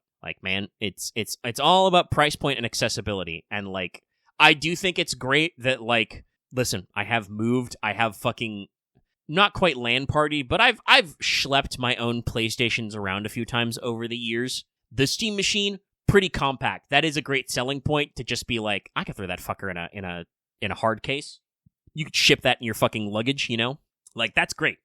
I would not want to take my PS5 on a plane. Sorry, it's just the comment in games just made me go through the backlog shock. Yeah.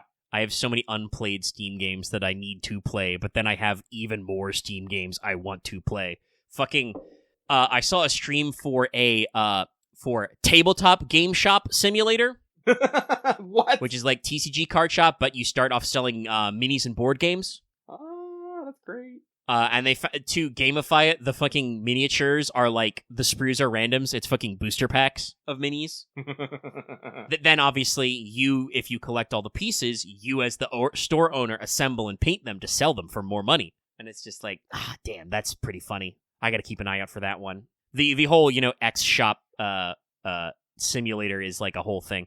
Funny enough, they start with fantasy. I don't know if they have actual ones yet, but I know that's on TCG Card Shop Simulators, is to have different card games and different guys out there. I did actually boot up TCG Card Shop Simulator for a little bit, tried out the new scanner system. I'm very glad I have a very advanced save, because buying the scanner upgrade and the system cost me $12,000. Jesus. But it fucking rips, though.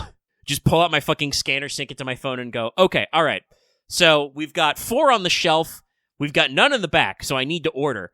But it also instantly tells me, oh, I have 30 of this in the back. My stalkers are just slow today. Okay, I don't need to order more. And it works for one of the things that I complained about with TCG Card Shop Simulator is you technically had 2 different store apps, because they had, generically branded in-game stuff, and then they had their stuff for tie-in branded stuff, like actual brand tie-in merchandise they got with certain board games and brands. Those were 2 separate apps. Scanner don't care. It'll order all that shit for you. My only complaint about the thing is that it actually kind of punishes you for buying the licenses for bigger stock, because you'll always order the largest thing you have access to. But you can still math around that. It's not, terrible. So it's great fun. But I have so many other things to play, and like I said, I have other video games I want to buy for reasons I have been thinking about. Man, shit, I still need to play Tactical Breach Wizards. That game sounds so rad. So, the backlog only grows. I've already seen jokes about the Steam machine being if your backlog gets too big, it's gonna wake up and kill you. A game that I guess I want to show real quick is, there's something that I sorely miss from a lot of, me, I like my RPGs, I like my JRPGs, but unfortunately we are very much stuck in a very much deluge of fantasy RPG. We don't necessarily get a lot of science fiction JRPGs. We also, or some sort of alternative fantasy kind of RPG. We very rarely get pure science fiction. We have, Star Ocean and Phantasy Star, but Phantasy Star has been stuck on its MMO forever. And Star Ocean, while it does come out with entries every so often, they're very hit or miss. Very hit or miss. With the fandoms. But I did come across yesterday something that was announced a bit earlier this year, apparently in August, but Starbites. Here, let me post this trailer for you all here in I think I chat. did. Yeah, it's a PlayStation trailer. I'm pretty sure I saw this trailer.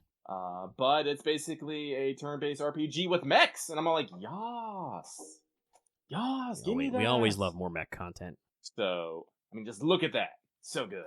Does not have a release date, but it is slated for 2026. And I have some people have been getting, some stuff on it, so I'm gonna be keeping an eye on that one, because even though I do have a horrendously big backlog, I'm still looking at my still unpackaged copy of Expedition 33, probably Game of the Year winner right there. Entirely possible. Yeah. Let me see. What was the Starbites? Let me go ahead and throw that in my fucking PlayStation wish list. Yeah. I got a few things we're keeping eyes on. One game that's come out that people are all over right now. That's in a very interesting niche is fucking Dispatch. Yeah, I heard about that, and I didn't think it was going to be as big as it was, but apparently it's really good. It hits people are people really in the superheroes and in the Kokoro. Yeah. Yeah, I've been hearing a lot of good things. So that's on my wish list to keep an eye out for. When I first thought Dispatch, I thought it was that weird one that was actually a porn game in disguise. I was like, wait a minute, wrong game. I could have, or was it? I don't know. What was that game? Oh well. It's one of those things. But no, apparently Dispatch is really good. Apparently the storytelling is really, really strong in it. I haven't seen people post about it online. Don't know if I will get it. Again, the backlog is huge. Right now, I've been fucking around on my PlayStation playing old level 5 games. Specifically, I got Dark Cloud 2, and Rogue Galaxy. I think I mentioned that last week. I think it came up, yeah. Also, I've been eyeing old Breath of Fire games as well. That's a franchise that I miss. It's all like, you're a main character and you're usually a dragon and can turn into a dragon. I'm like, yes, this is me, close up on the mics. Yes, I need more games that let me turn into a dragon, please, thanks. It is usually a pretty cool move. Unfortunately, no Axe SMT5 engine is also still on my backlist. Honestly, I need to not be playing these level 5 games, even though I got, nostalgia debated really fucking hard. I need to go back and finally beat Alteria Yumina and P3 Reload so I can actually officially cross those off my list and move on to SMT5 and Clair Obscura. Because those were the 2 games I was planning on beating after I beat those 2 games. Also, and then when Lucky beats P3 Reload, I will. That means I'll have to beat P3 Reload, and if Lucky beats Clair Obscura, that means I'll have to beat Clair Obscura. Yeah. But also, my birthday's already passed, X. It was August 23rd. But, other than that, like, with video games, I've been very vibey. Like, Lucky did an oopsie. Lucky did a bad oopsie. We are still playing in our Vintage Story server, but I updated my Vintage Story to the latest version because I wanted to test out some of the newer mods. Some mods have been getting updates to the latest version, very specifically, expanded foods and culinary artillery. And unfortunately, Lucky likes cooking. Like, genuinely likes cooking. Back in the server, I was constantly at my place just working on stuff. Making fucking super bread. Bread so good, it could heal you. It honestly was actually a pretty strong contender for Omega's healing potions. Yeah, that's why I was still in the curve process of getting to super healing. Yeah. You cannot believe the amount of cranberries I have to fucking crunch down because you got to go all the way down to Aquavit for your strongest potions, man. Strongest potions gets you crunk. But so I haven't been able to get into the server. In order to get back, I'm gonna have to basically like re-download my client into like a downgraded version. I'm just like, I don't want to do that. That sounds like a pain in the dick. I know, because I know Aaron did talk about it. We would have to actually like do like quote unquote 3.5 and like update the server and the mods. Yeah, which will also be its own fucking chaos mode. I kind of don't want to do V4 yet. I still got a couple of projects I'd like to try. I've not been in though because I've been killing time, but my fucking dragon just grew up. Yeah. And of course, fucking Omega took the victory lap with his dragon. I had to test out Flight. It's fucking pretty rad. Yeah, you had to do it directly over my place and hover in place so I could see your dragon. Yes. Testing. Well, technically the hovering in place was because I flew too high and I was like, it was raining and I'm like, I can't see shit, Captain. Hold on. Where the fuck am I? Because the mountains around my place are very tall. So yeah, I was like, I think I'm passing over Lucky's. I can't see anything. Hold on, let me go lower. Go down below the cloud there and be like, oh, hey, shit, there's Lucky's. Do a couple laps, fly over errands. But, like, yeah, I know, like, a couple of people on the server, their dragons have not finished growing up because it does take the dragon a while, and we keep stopping and starting time.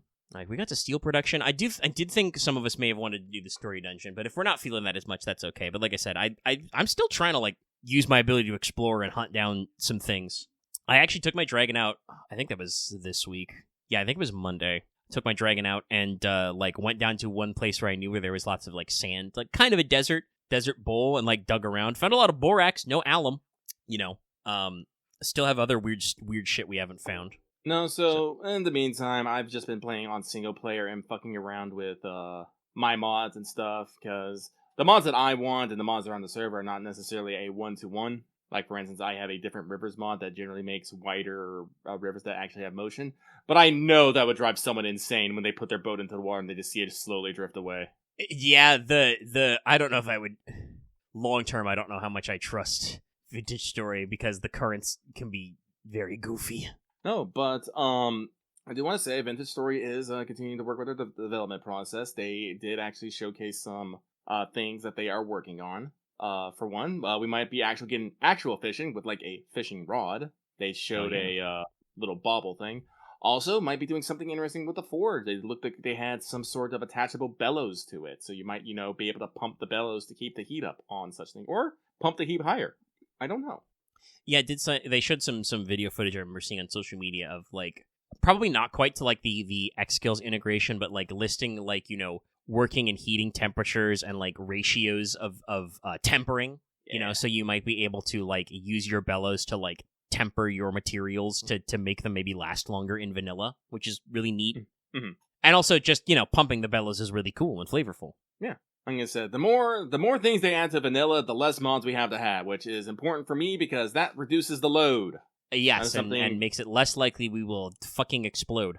We have had that problem before. Yes. So Adventure Story continues to be fun. Like I said, right now I'm just fucking around in single player. I probably am more inclined to start thinking about a V4 rather than a 3.5 because, again, like I said, I do believe, like, I've said this before and I'll say it again, I think our starting was a little borked. Everyone trying to get food and stuff did not necessarily make, draw clear lines on who does what means that everyone's economy got a little muddled.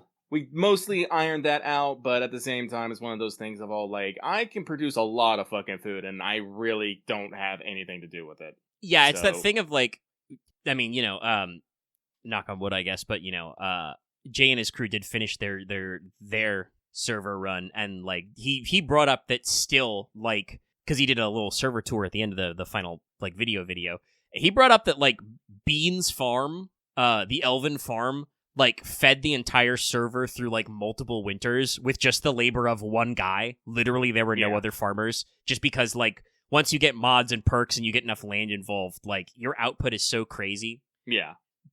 But we were not like, we did not start the server by like going like, oh, Lucky, we're dying. We need the food you farm. It was like, oh shit, we're dying. What can we eat? Anything. Eat this bear. Eat this kudzu I picked up off the ground. And then, eventually it stabilized out. Yeah. I know.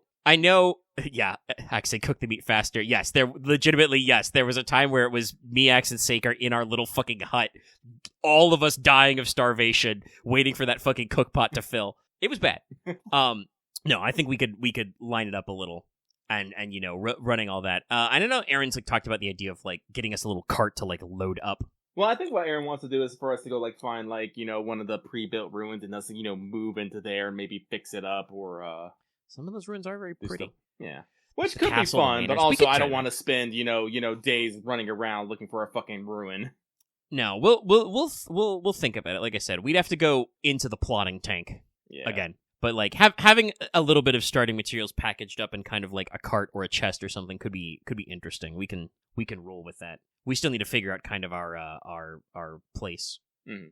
I know that is what, I don't know if we can adjust the spawn location as well, but I know that is what Jay did with Ren, which is he did like map the world creative, got the seed, and like knew roughly a cool place for the dwarves to go, a cool place for the elves to go. The elves did relocate to still a cool place because their initial forest was cursed. But depending on that, we could do a little scouting around in the seed and creative and the settings. Honestly, pretty good with most of the settings. Like, I think there's a few things we didn't get to, but there's a few things we did get to. Like, fucking crank that all the way up to steel, and figured out some stuff with that. Got to coke ovens. The server built multiple beehive kilns. Yeah. Which are always super fun. Did actually, also took me some trial and error, but did actually figure out my fucking, opening the hatch doors to color stuff. Mm-hmm.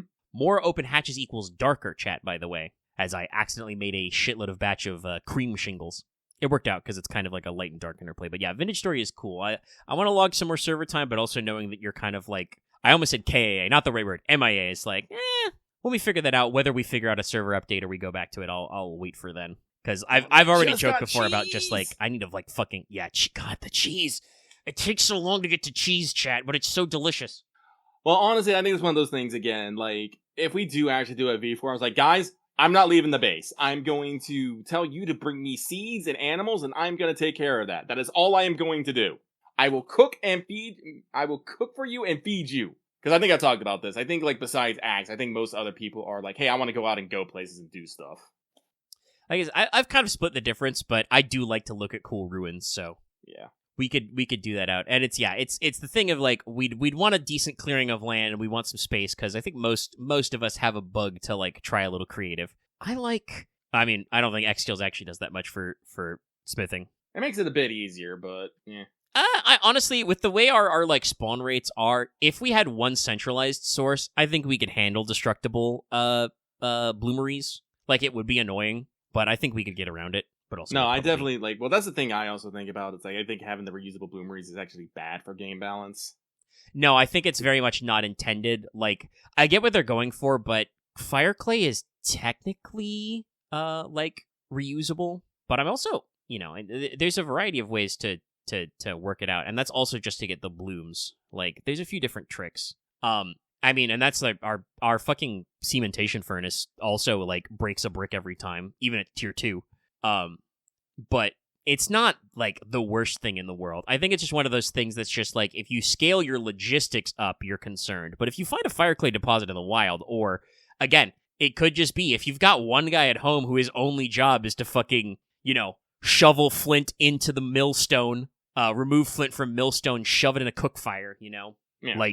Like our production levels were pretty good. Like you can get away with one centralized facility. The main thing is just that we have to like all commit to centralizing and like actually communalizing resources. And also, I think genuinely, yes, Ark has already called dibs on smithing, and if Ark doesn't want to do it, I'll smith. But like, offense not meant to axe, but having a communal smith that is not axe who will just take my order and not be mad at me for wanting us to use the copper we've got rather than jump straight to bronze, because you do not need bronze for everything. There's so many copper tools you can just make. I think we made one set of copper shears early. They still have not needed fixing. Like, some shit just lasts forever. Some stuff obviously you need to go to higher tiers. Like, you can't even, like, I think you gotta go to iron to do it. Well, literally, I'm answering your question. Like, some tools you can only make out of iron. Like, I don't remember what mod adds them, but I think the lowest tier paintbrush might be iron. You can make paint scrapers out of lower. Like, and God knows lots of mods are just like, no, you can only make this out of steel. Like fucking guns. Without the Tinkerer trait, we couldn't make anything until we got to iron, at least for the matchlock for the arquebus. And then of course there's the musket. So like there's a lot of stuff that is annoyingly hard tiered. I know Ark went through that process of like combat overhaul, switching up like repairing stuff for like the fucking meteoric iron. The notice board needing bronze nails for some reason when almost everything else just needs copper. Like, there is stuff that is required. I mean, yeah, yes. Axe is trying to fucking lawyer game me, and I'm like, yeah, no, like, if it works, it works. And that's all we need, because there's quite a lot of tiers. If we need to improve, we can improve, because, there would be a point where, starting with armor, like, whether it's you're making gambesons, non-tailored or otherwise, leather or chainmail, you're like, okay, this armor, pretty good. Then you go to the next tier and you're like, next tier of enemies, and you're like, no, enemy kill me, need to improve. Like, that's the game. The game has a intended cycle of like expanding the tech tree, right? Some of it is necessity. Yeah, but we were completely overpowered for the fucking Eidolon. Yes, no, we got to ahead of time, and I do think there are other ones that are supposed to be tougher. But yeah, we actually like at our tailored gambeson and like iron tier-ish weapons, and even a little lower. No, we were pretty good. We cooked that guy, like, because that is supposed to be the first story dungeon. I have my own complaints about what Vintage Story thinks fucking story progress should be. Like, again, the fucking story distance being 2 hours of real time by elk. I'm just like, what? Who? Why do we have these fucking infrastructure builds if I'm supposed to be, like, living out of a tent, Vintage Story? What the fuck? This is why I think people gravitate towards, like, cooking, pemmican and if you don't have the mods for pemmican, bread. Like, you can fit so many breads in your fucking back pocket if you're supposed to be traveling for 2 hours of real time. It's a little crazy, but the game intentionally is supposed to have these tiers of, like, needing to get in there, and there will be times when you're just like you said, we did the Eidolon, it was like, we really did not need iron gear for that. Like, that guy was smoked pretty good. It was chaotic as hell, but we weren't really that impaired. We got slammed all over the place, but we took, like, no damage. I think I had to drink, like, one healing potion. And honestly, I was more concerned about accidentally beheading you guys with my fucking Zweihander. Because I have friendly fired before. I'm actually kind of glad I haven't done enchantment, because I'd hate to do like Jay's crew did with Beowulf and get like chilling or the lightning bolt or whatever on it, and just like, accidentally like send a lost body temperature into the sub-zero. Pit's a terrible enchantment. Yeah, it's very funny. No, like, the problem with the enchantment thing is you don't know what you get until you start finding books, and finding books is hard. I think I've gotten 3 total. Yeah, that's another thing that's like... I think you can enchant armor and tools fairly reliably. I don't think those there's have like a any smaller negative pool, things. I think. Yeah, but weapons, nah, it's all over the place. And obviously, I think that's part of the funny, but it's... The funny. Remember, Chad, how I said earlier, Far Far West doesn't feel like a ballbuster of a game? Like, they did get feedback that the game does need to be a little more challenging, have a little more, plates to spin. Some games are not like that. Vintage Story is a ballbuster game. Not like in like a, it's so hard, Dark Souls. Because yes, people on the internet still fillet Dark Souls, even though it's been like 20 years. 15 years? Has it actually literally been 15 years? But like, Vintage Story will absolutely bust your balls. Because it is obtuse, but it's obtuse in weird ways, like we said, of just like, you don't know the ratios to make bronze? Get fucked, nerd. You want lanterns that have enough light so that monsters don't spawn? Better make some Electrum, idiot. Yeah, they don't explain that. No, like, yeah, they actually give you the ratios, but like, there's a lot of stuff of just like, you gotta figure stuff out. And even with the guidebook as a pretty, like, handy guide along, and I guess technically I think silver and gold plates are good, but like, the maximum is Electrum, and that's like... I don't know if different plates actually do different levels. I think if you just put a plate in there, it boosts it. Actually, yeah. Because we use gold and silver for stuff, including economy, I don't think we've ever bothered fucking with that. Yeah, no. I was actually going to be using silver plates because, for some odd reason, there is a lot of silver going around. I don't know where it came from, but we got a lot of it. I mean, that was my other thing, was those sandstone cliffs I found way in the south also had some silver veins in the quartz. Rad. Yeah, Axe and I were dumping spare silver in there, but I was making more silver by digging it up. I also got a few nuggets of stuff by just crunching all of our fucking bony soil. That's another one that the game, I don't think, like... It says that like, you can sift bony soil and it's better, but I don't know if the game actually telegraphs that, like, no, you want to go to ruins and steal their bony soil. Bony soil. Like they said, it's a little bit of a ballbuster game, and so, like, you do got to work for some stuff, and yeah, I like Vintage Story. I get annoyed at Vintage Story sometimes. Vintage Story is also not necessarily... Parts of it are not made logistically easier by having more people. Like, some parts are, if you divide your labor up correctly, it does get easier, but also you have to account for resource consumption as well. Like, every extra person is an extra mouth you need to feed, and if they're not, like, doing the right jobs in parallel, it can get pretty intense on your resources. But that's something we'll keep experimenting. We're still working on. Oh, actually, that reminds me. I was actually reading about this in on their page and in the menus and stuff. Apparently, if you actually increase the amount of time season takes, you're actually supposed to decrease the spoil rate and your hunger rate to match it. I think that also might have been one of our problems, is that I don't know if we actually changed that in version 3. Yeah, we should probably keep an eyeball on that. We did a lot of talking about this stuff. I remember at one point we were talking about, like, adjusting the... I don't remember whether it was you or Aaron who brought up adjusting the amount of time in day. Oh, it was me. I was fucking around. Like, right now, a day takes about 46 minutes, I think, about right now. And I, like, tweaked some things around to take it about an hour per day. I can't remember if you just... I'm trying to remember the conversation. You either just came up with that off the dome, or it was a suggestion if you were fucking with other settings. And so we were in this whole, like, asking of the ratios of how it worked. And basically... Lower number basically means, like, closer to 1-to-1, but because it's a multiplier, it's different. And in fact, if you set it to, like, 1, it's, like, actually, like, 2 real life days per day, I think, was what the number came back when Aaron tested it. Mm-hmm. It was long as hell. Yeah, you do also got to adjust berry and crop crossing. They've made it much more realistic, but, again, depending on, like, how big your fields are, it might not be enough. Oh, I typed out the ad and forgot to send it until now. Everybody log in. It's a brand new day. No, I've been trying to figure that one out myself. I tried doing that on my single player game. I got like negative 200,000 days until they ripen. I was like, what did I do? God, I have broken the world. Wait, I'm God. Whoops. Yeah, and that's the thing where, like, you do want to set that to be probably better for more people, but also, God, I have dedicated so little space to berry bushes, like, all things considered. We produce so much berries. Obviously, that has a use in the process, but it's one of those things about, like, talking about how, again, more people not necessarily equals better logistics, because you could go fucking, if you cultivate berry bushes, you could go fucking ham. Get so much fucking action. And honestly, I think the cranberries are suboptimal because I don't think those bushes stack. They do not. Only currant bushes stack. Yeah, so Next you go game, currants, I'm probably going to focus on red and black currants. That way I can also have different flavors. Focusing on blueberries, cool. I love blueberries, but sometimes you want to mix it up. Hell, you can get a third flavor. White currant exists. It's true. But white currants are generally more rare, so I would not like to, count on that specifically. Yeah.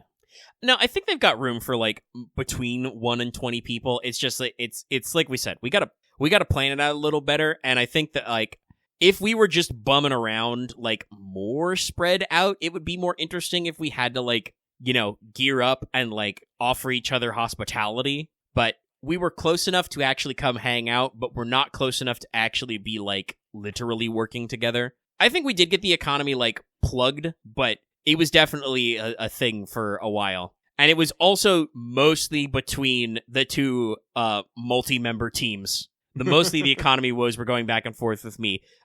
Ark obviously did do a little bit of trade for clothing stuff, early on, but also kind of, wiled away to his own self-sufficiency. And Aaron did actually settle a decent way away and kind of is just doing his own thing, experimenting with food and animals.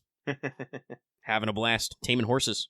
Horse. Aaron managed to abstain from fucking around with large-scale metal tools. I think he had a small forge for pouring his own, molds of wild copper he found. But it was still he actually had to plan out a little bit of a trip and so on. We'll work it out. There's a lot of, like I said, there's so much cool things. Vintage Story is really cool, and there are a lot of really cool mods. Purposeful Storage is fucking crazy. I love it. I actually did build one of when we unlocked the blueprints from the Eidolon, I actually built a glider. They're pretty funny. Something I don't think I can actually, I can't actually eject off my dragon glider equipped and fucking turn myself into a paratrooper. That's another thing that, we wouldn't want to do that because we don't have enough people and it would grossly be unfun, but some people probably do run limited PvP servers and shit like that. There's some very funny things you can do in Vintage with that. Oh, yeah. Whether it's the bombs or, like I said, you install mods. It's fucking just imagine them, chat. The Dragoon Corps, but it's dragon riders with muskets and paragliders. Crazy shit. Let's see. Almost midnight. How long are you recording? 2.5. I did joke earlier about playing good news, bad news. I guess that bad news is that the AI gloop is getting into bigger and bigger video games. Call of Duty Black Ops 7 released today, I think. I think they're going to change the name of that VC. In general, people are campaign's kind of bad. Campaign kind of sucks. Really? But also, they appear to be using for, multiplayer tags a lot of crappy AI art, including at least one of the dog-ass Ghibli filter. Oh. And it's just that sucks. That really sucks. And, it's one of those things that, it didn't show up anywhere in the marketing. How would you know, ahead of time until now, Yeah. And it starts percolating. So, we'll see if people give a shit long term. It's COD, so it's going to sell hot cakes because a lot of people probably don't even, aren't even looking at it on Twitter. But it's just so tiring. And there was an interesting thing that also cropped up with a different game. Arc Raiders is the hip new extraction shooter that I do see a lot of people playing. But that also has raised a little. Same company that made the finals, which we also played a little bit of. It was fun, but, three-man team, not quite Battle Royale, but, small area deathmatch stuff was kind of it's neat, but, also wasn't super grabbing for me. Did not play that one long-term, but that had, text-to-speech voices for, their announcers. And apparently they've kept that up for Arc Raiders, which is a game you do gotta pay $40 for. And it has been percolating that a lot of people are noting that the text-to-speech AI-type voices do sound a little off, and at least one reviewer actually fully gave them a ding. Eurogamer actually gave them 2 out of 5 stars instead of 3 out of 5 because they're yeah, the AI stuff is really cringe and also literally smacks against the themes of this video game, which is about machines replacing us. Because it's a PvPvE extraction shooter where robots are the primary enemies, and it's just and some people are really, really butthurt that one studio gave a 2 out of 5, which might have scooched their Metacritic score down a little, and it's like, hey man, if you still like the game, you still like the game. Why do you feel concerned that your video game is not universally praised? Perhaps that there are things to be critical of in your video games. I don't know. But it definitely, like, hearing that kind of stuff, kind of like, I saw some people, well, guess what? They obviously, don't care about, retaining employees because they're farming out AI. I'm like I said, any big corpo, I'm instantly suspicious of AI substitutions. People, talk about streamlining. I'm just like, they're just using it as an excuse that they don't got to hire people. Like, that's what COD's doing. They gotta, well, okay, I should be a little fair because they are owned by Xbox. Microsoft is also trying to invest roughly $1 gajillion into AI because they want to play catch up because they're trying to stay relevant. They could have been like, hey, here's our in-house AI tools, use them for something or else anything. And they just picked probably the least shitty thing to do with it to just, generate a lot of those stupid multiplayer COD tags and stuff. But like, presumably that was somebody's job before to make those. And some of those are kind of funny and iconic. And unfortunately, the AI ones are kind of soulless. Like, I've seen them. They, looking into their eyes is like, staring into the eyes of a doll type shit. They're not great. They've got that weird... This is the thing I'd never understand. We're supposed to be using AI to do automation for the boring, tedious job that no one wants to do. Why are we using them for the creative jobs? This is what gets me every time. This is backwards. It's literally backwards. It's so backwards. And I'm so glad that more and more people are talking about it. I think that, what's his face? Gore Verbinski, director of the first Pirates of the Caribbean movie, was just like, AI is real fucked up, man. We're supposed to be using it to cure cancer, not replace writers. That sucks. Like, yeah. Like, big-name creative types are being like, this is very funny, but no. Or, more strongly, Bob Iger apparently announced that Disney Plus is gonna include AI-generated shorts that can be user-generated on it. And the creator of The Owl House, who no longer works at Disney, but she straight up said, fuck it.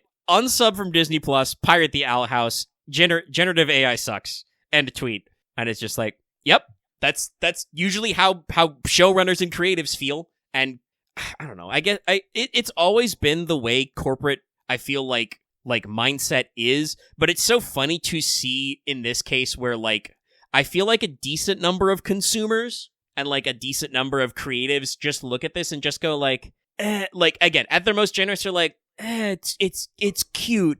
It can maybe cut corners on some stuff. It's a fun toy, but like, it can't replace the actual heavy lifting of the creative process. And then corpos are like, but this AI company is worth $1 trillion. We should, that means it means something, right? That means we should be using this. And it's just like, nah, I don't know.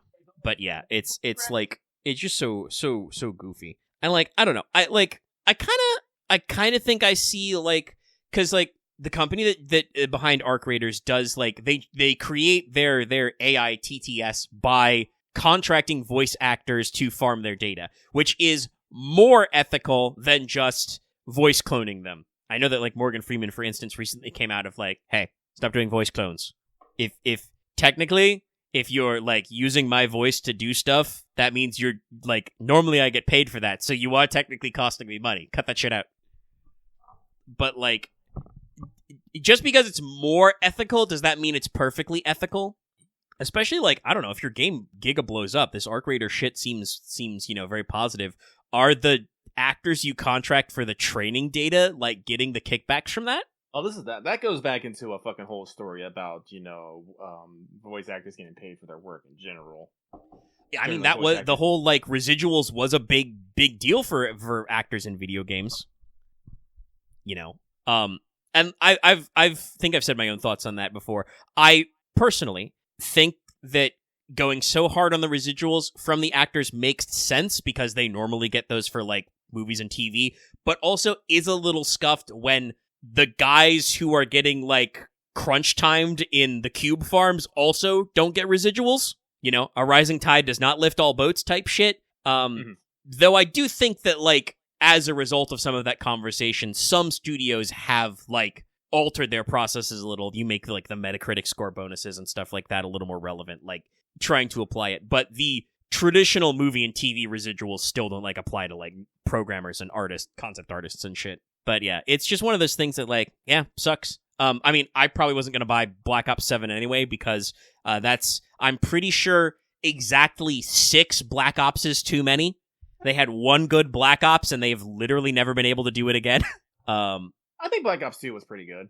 Okay, that's fair. I haven't actually tried that one. I know about Black Ops 1. Black Ops 3 is when they got weird. I could definitely say that. I think that was the one that they, like, before Black Ops 4 came out, that came out free on PS Plus, and I tried it, and I was just like, I don't know if this shit's for me, man. No, I think and Black then Ops they 1 made and 2 were pretty good.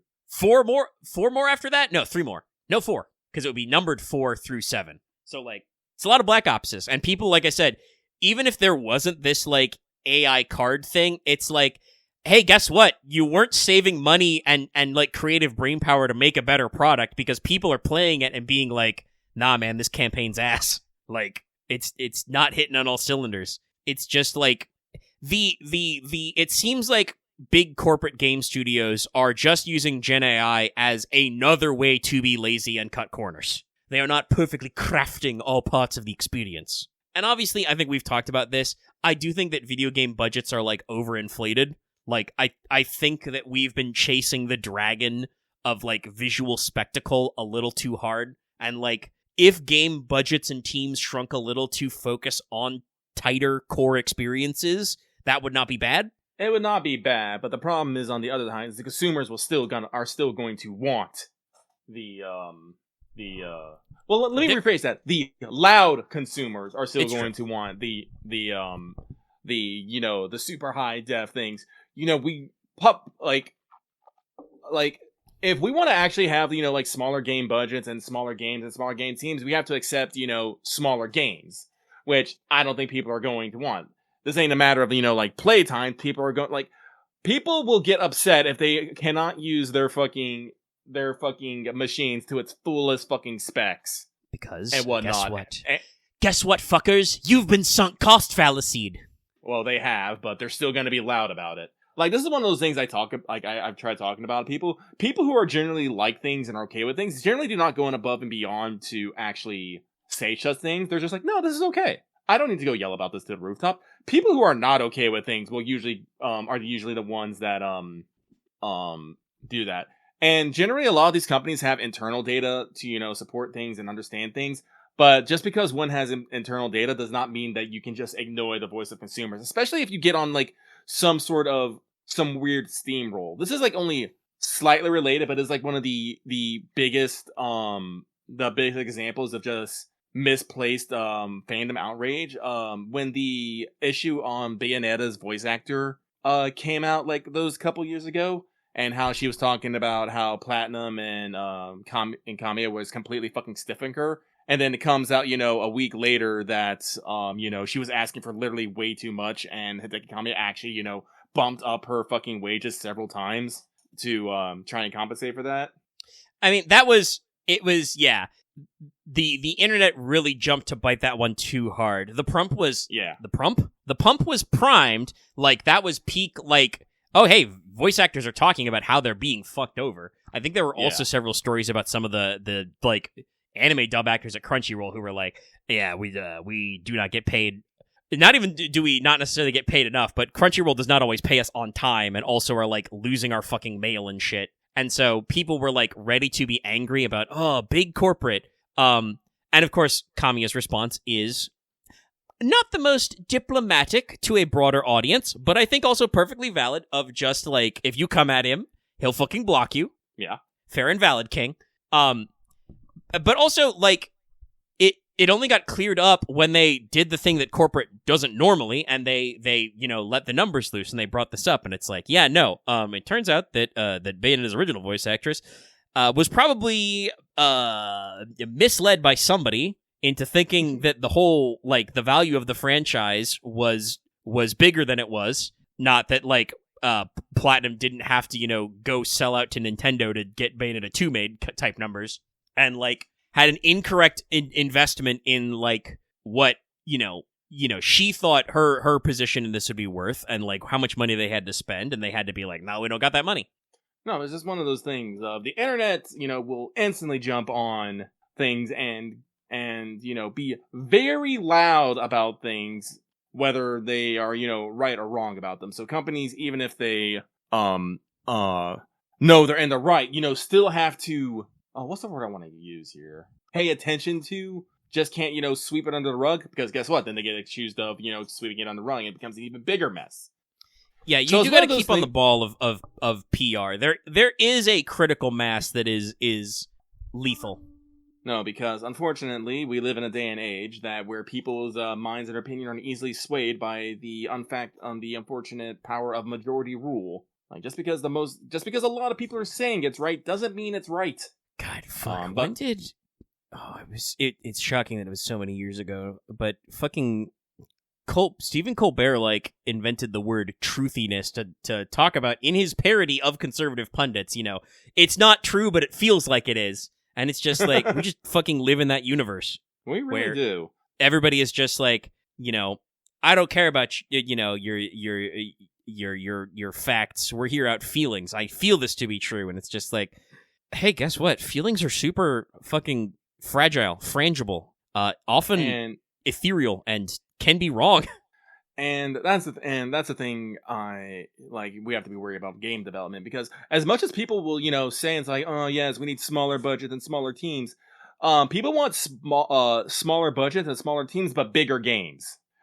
Those things don't necessarily equal 1-to-1. Yeah, and I mean, I market trends are the way they are. Humans are very adaptable. I think people could adapt to games that if games that were like from big studios were a little smaller, a little tighter, you could retrain the consumer expectations, right? Because even now, you still hear complaints about, oh, this game, this open world, it's so bloated and empty, which is very funny to say at the same time, but people do it. And honestly, for some games, I don't blame them. There are times when a game can feel both empty and bloated, where there's just like, wow, there's so much extra crap to do, but also I spend so much time just walking. And not every game is going to be Ghost of Yotei, where you're like, well, I do a lot of horseback riding, but also this looks great. You do a lot of running around on foot in like the Santa Monica God of Wars, and like some of those set pieces are pretty neat, but some of them are just kind of like, yep, Norse wilderness. It's hecking snowing, and you're just like, yes, it is snowing. Sorry, I just immediately wanted to start doing the fucking Kratos tricks. Boy, it is snowing. We must cut firewood for the winter. I don't know. Lucky can't really necessarily speak on that subject, because I feel like I am more tolerant of video games than probably 80% of the people I know. Let me resume recording. Sorry about that, chat. You were talking about your tolerance, Lucky, and you got cut off there because my fucking Bluetooth just decided to reconnect for a second. Whoopsie daisy. And since that was the audio device, that means that Audacity lost that one. Whoops. But we're back. I was just talking. I think I'm more tolerant of video games nowadays. And speaking of Dark Cell, I'm playing Dark Cloud, a game from, the PS2, 2000 era. And I'm playing this game. I'm all like, man, people would literally break their controller playing this game nowadays. Oh, no, yeah. Old games are so bullshit. Like, I talked about this with, like, FF Tactics, right? Like, they didn't really streamline this game that much. There's still some fucking baloney in here. Yeah. No, but, either way, it's one of those things. Game dev needs to change, but also I think our consumer base needs to change. We need to stop having such high expectations for video games and be willing to accept things as they are, and not keep pushing for higher and higher.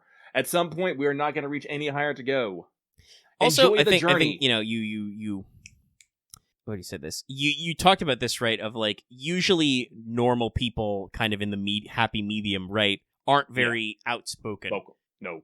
People, if you're just casually enjoying a game, feel free to be a little more outspoken. Obviously, I think that applies to a lot of stuff of just like, I understand, I get social anxiety. Maybe you don't gotta like write a review or anything, but like, if there's a little star rating, if you can just, send out on your preferred social media, I thought game was neat, thumbs up, If you want to like that YouTube video, like just these little things, even if they're just like become a big sea of numbers, are important ultimately, and like I think do help game devs kind of be like, we got some people yelling on Twitter, but we also got some other stuff going for us, kind of a thing. So Redrop has Grand Archer to Durga Kali after much agonizing. Just want to point that out.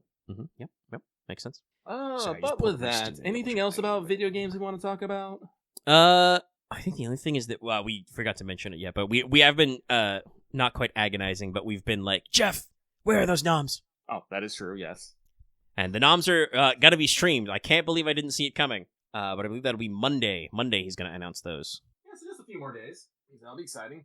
And then I'll actually feel like we're counting down to the fucking Game Awards. Yep. Because we have the noms, we have the voting period.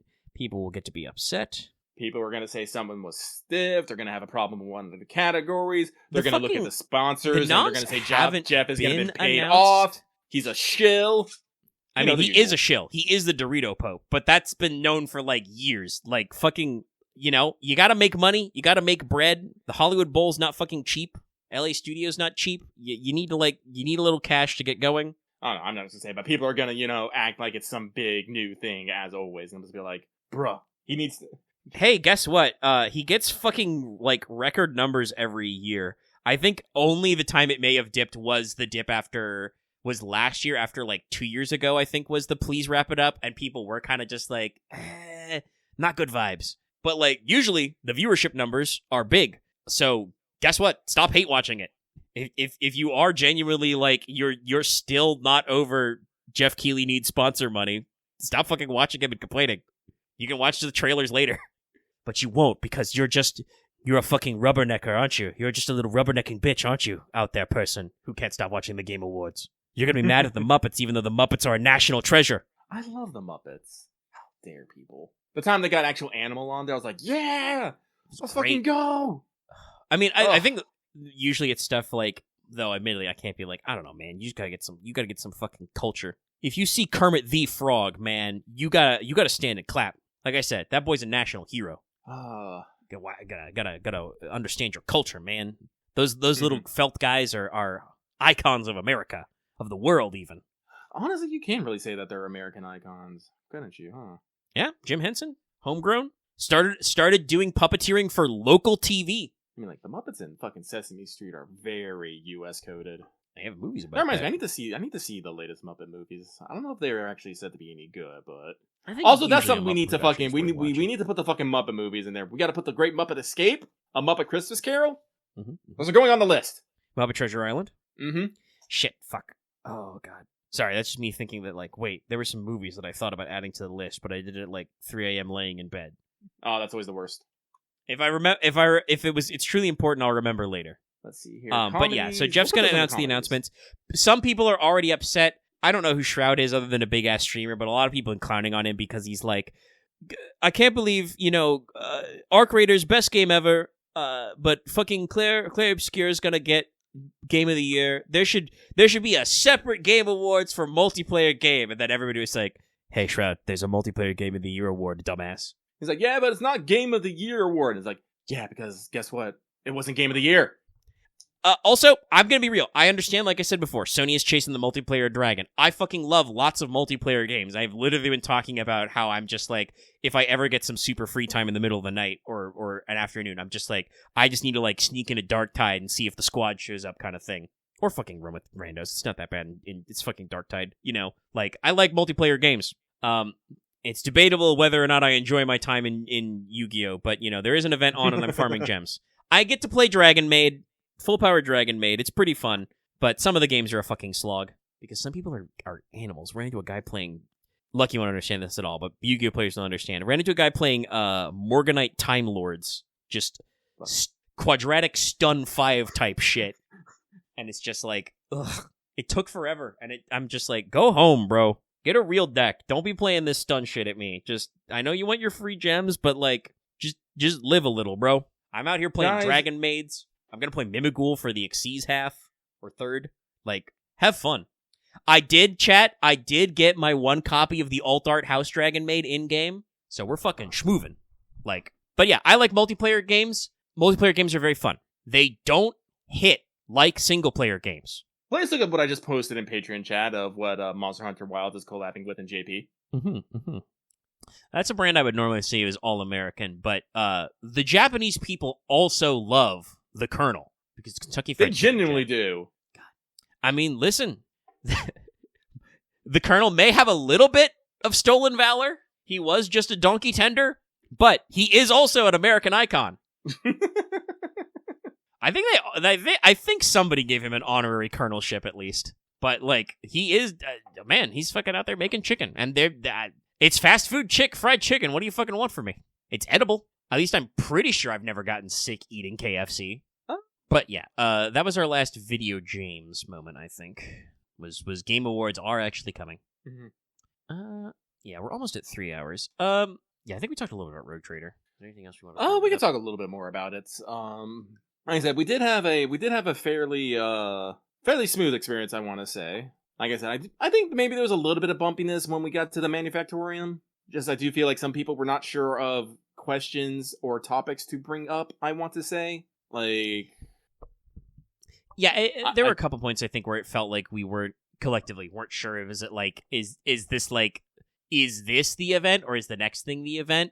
No. I do like Frack for my ability to just go, I am bulldozing through this socially because I have no social. We are going to the next point. I will grab things and demand answers.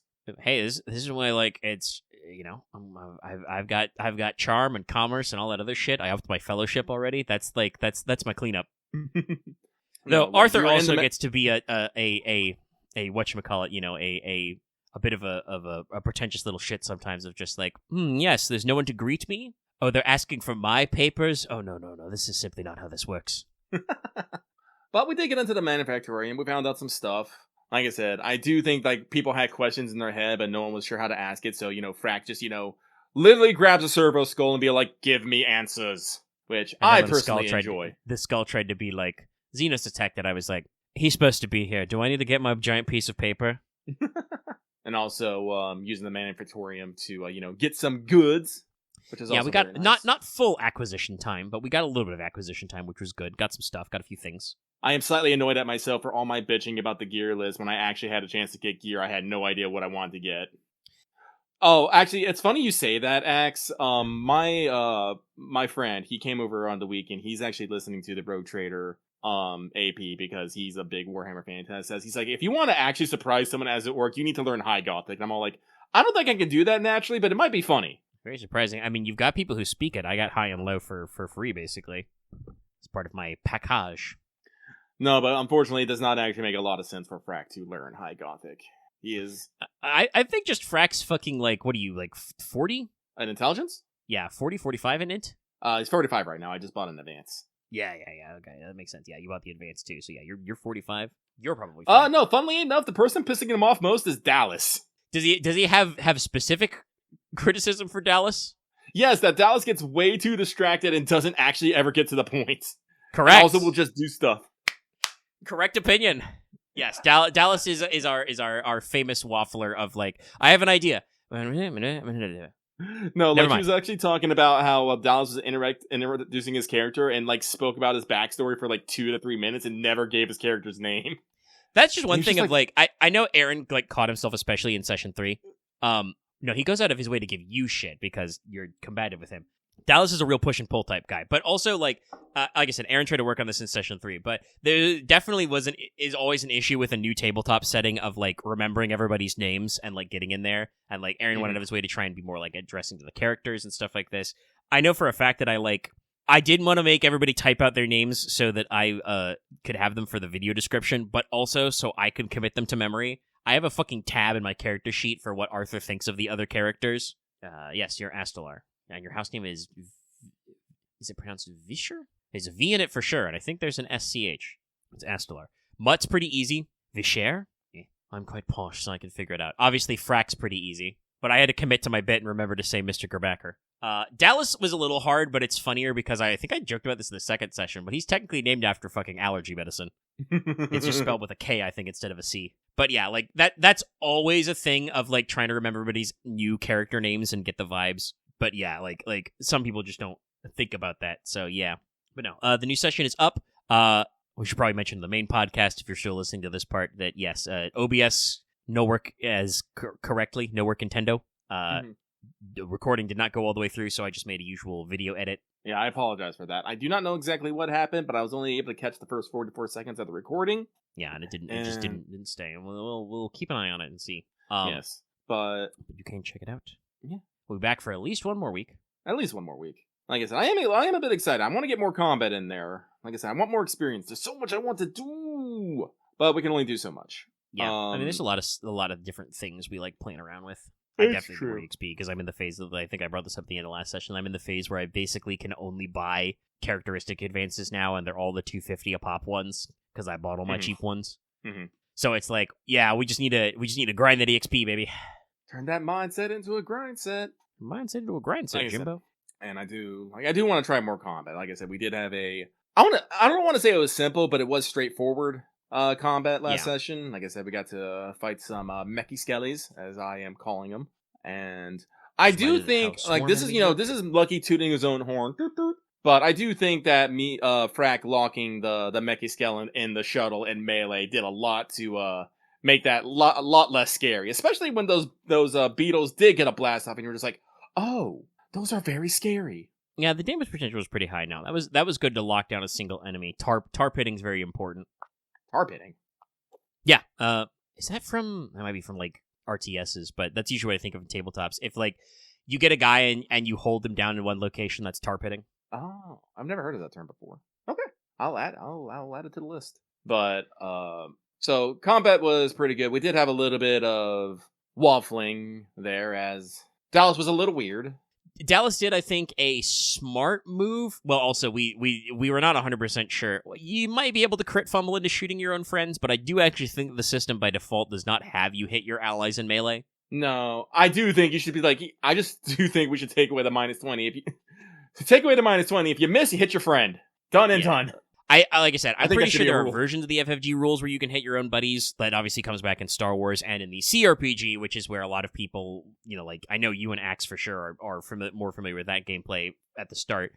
You can absolutely hit your own friends. So, like, I'm pretty sure it's not a made-up risk, and it is still a penalty, but I think he was, like, in a decent mindset to charge into melee. But then later, when, like, you've already left melee with the scarabs, and it's just the other 3 pistoleros shooting at it, and it's like, Dallas, we can't hit those guys. And I don't want to be like, no, what Mutt and Astralar should do is get up closer. They should get to, like, shorter point-blank range to shoot those bugs. Probably not, no. Like, there are squishy, weird power guys. Like, they're probably not supposed to be rushing forward into combat, Probably not, no. Like, and obviously, I was, like, scooting and shooting, but also I have to mind the fact that my plasma gun has a slightly shorter range bands than everybody else. So it's just like, I mean, we were not dealing with that. You were dealing with you being wounded, but I think the rest of us were pretty good. They are machine trait, yeah, so we couldn't eyeball laser them. But it's one of those things of, like, just that moment of, like, as the arch militant, Dallas's character is equally skilled at shooty and hitty. And he's got pretty good weapons for both. He just settled on, great weapons. So he's got, like, a big 2-handed axe, and he's got a long las. So, like, he's pretty good. But for the rest of us, it's like, right now, Frack, super focused on melee. Like, we have not gotten you machine guns to fire wildly into the night. Everybody else? Fortunately.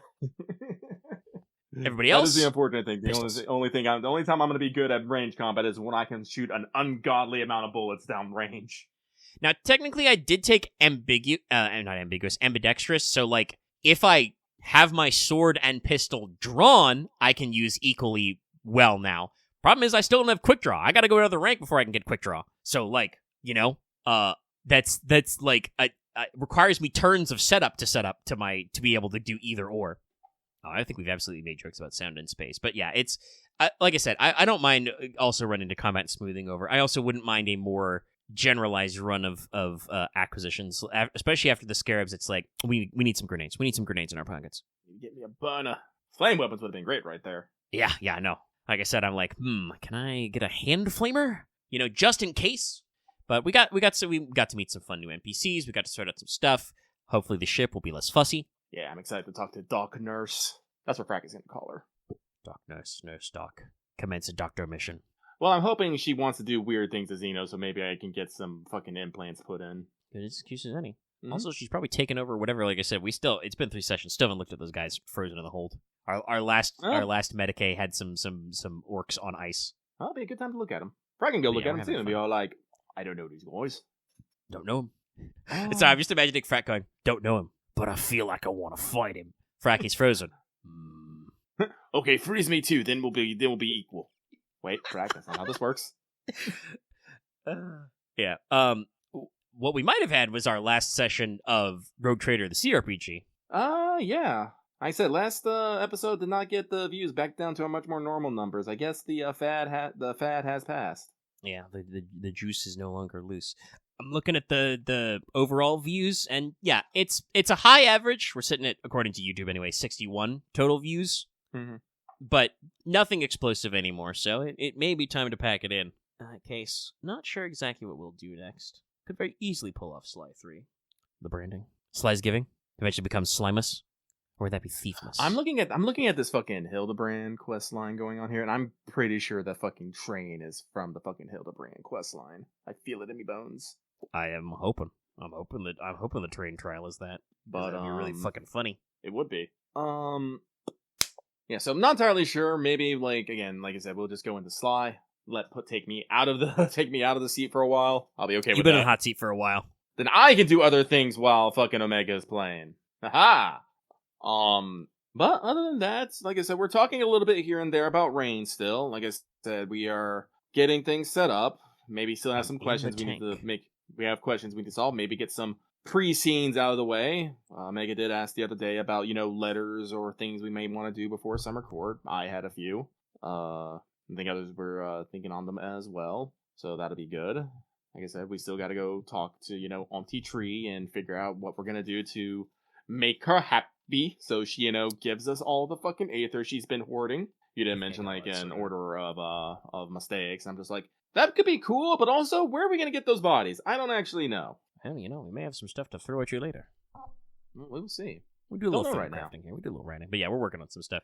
I feel like a lot of his usual like treadmill of world building writing is like, okay, so the early part, bit of a hump. You're like, okay, shit. So this has got to come up at the Privy Council. I got all this shit. Follow up on previous plot threads, new plot threads, etc., and then also have to like make sure to write space for introduction, like. You casually mentioned, technically early this morning, but, like, last night, like, maybe we should bring up the ley lines and the places of power to the council, and I'm just like, yes. Looking at the bullet point in my notes, which is just like, leave open space for if Leslock wants to bring anything up to the council. Yeah. Like I said, we have found 2 places of power and stopped 2 things, and we have a fair amount of evidence to support this may be a thing.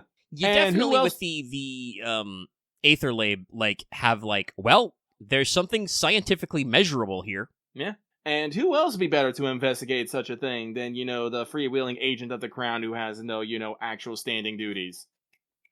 Be a perfect excuse to, start fucking, not necessarily world trawling, land traveling. I don't actually have a good word for, like, globe hopping in our smaller scale. Yeah, no traveling, I suppose. Globe trotting, but yeah, just traveling, yes. There's a few different things to get out there. We got lots of things we can bounce around. Lots of surveying's a good one. Surveying.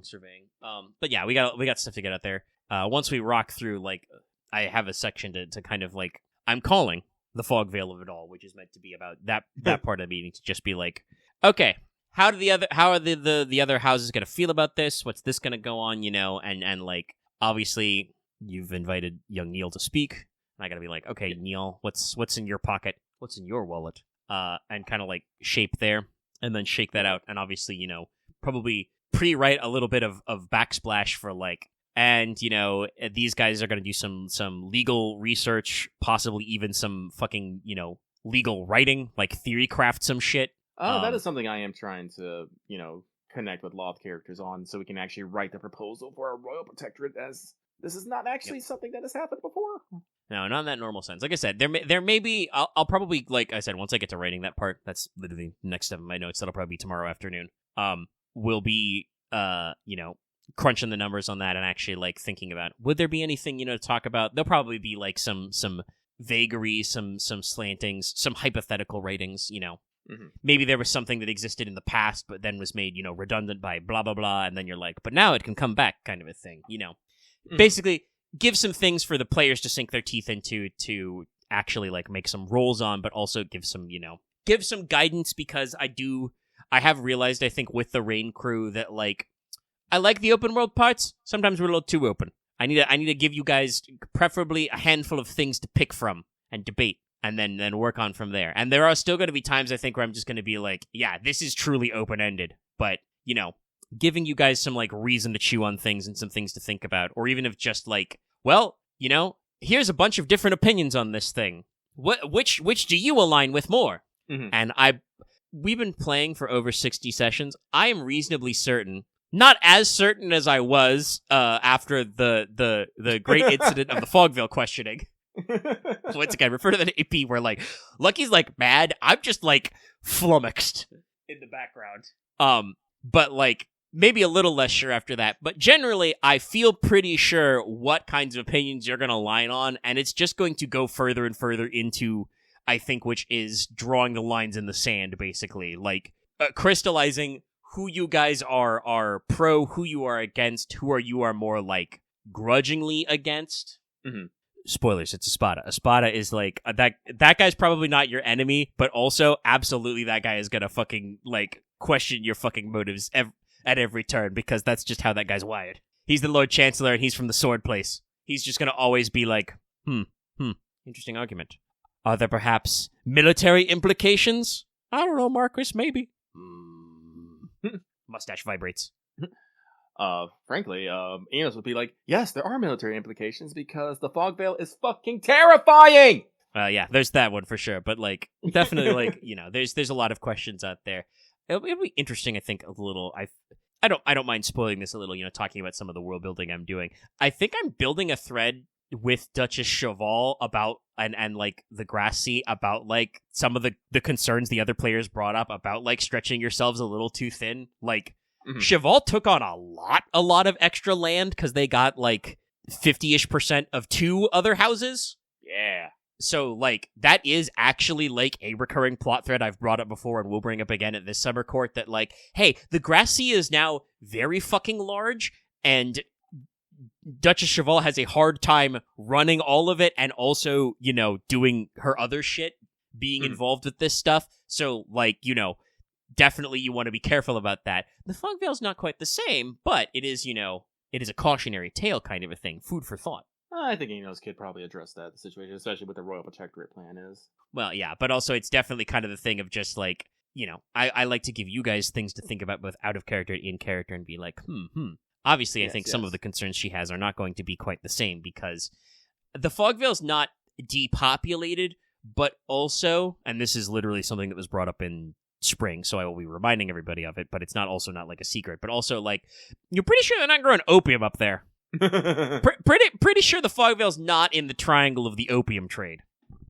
And, like, we're not gonna go, like, hardcore into, like, you know, the secret narcotics trade, but when thinking about, like, where are the criminal enterprises, it's gonna be, like, yeah, it's gonna be opium, and it's gonna be, like, hashish, and that's it. I don't think you guys have the cocaina.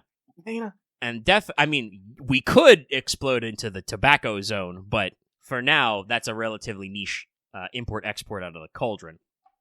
But, you know, yeah, like I said, there's all these viewings. So, like, we're in that phase of going through the hump, and then it'll trail off, and then we do the second week, which is the tournament, which will probably involve, again, a flurry of, like, the second week's the fair, but the third thing's the tournament. That's going to involve a flurry of preamble questions.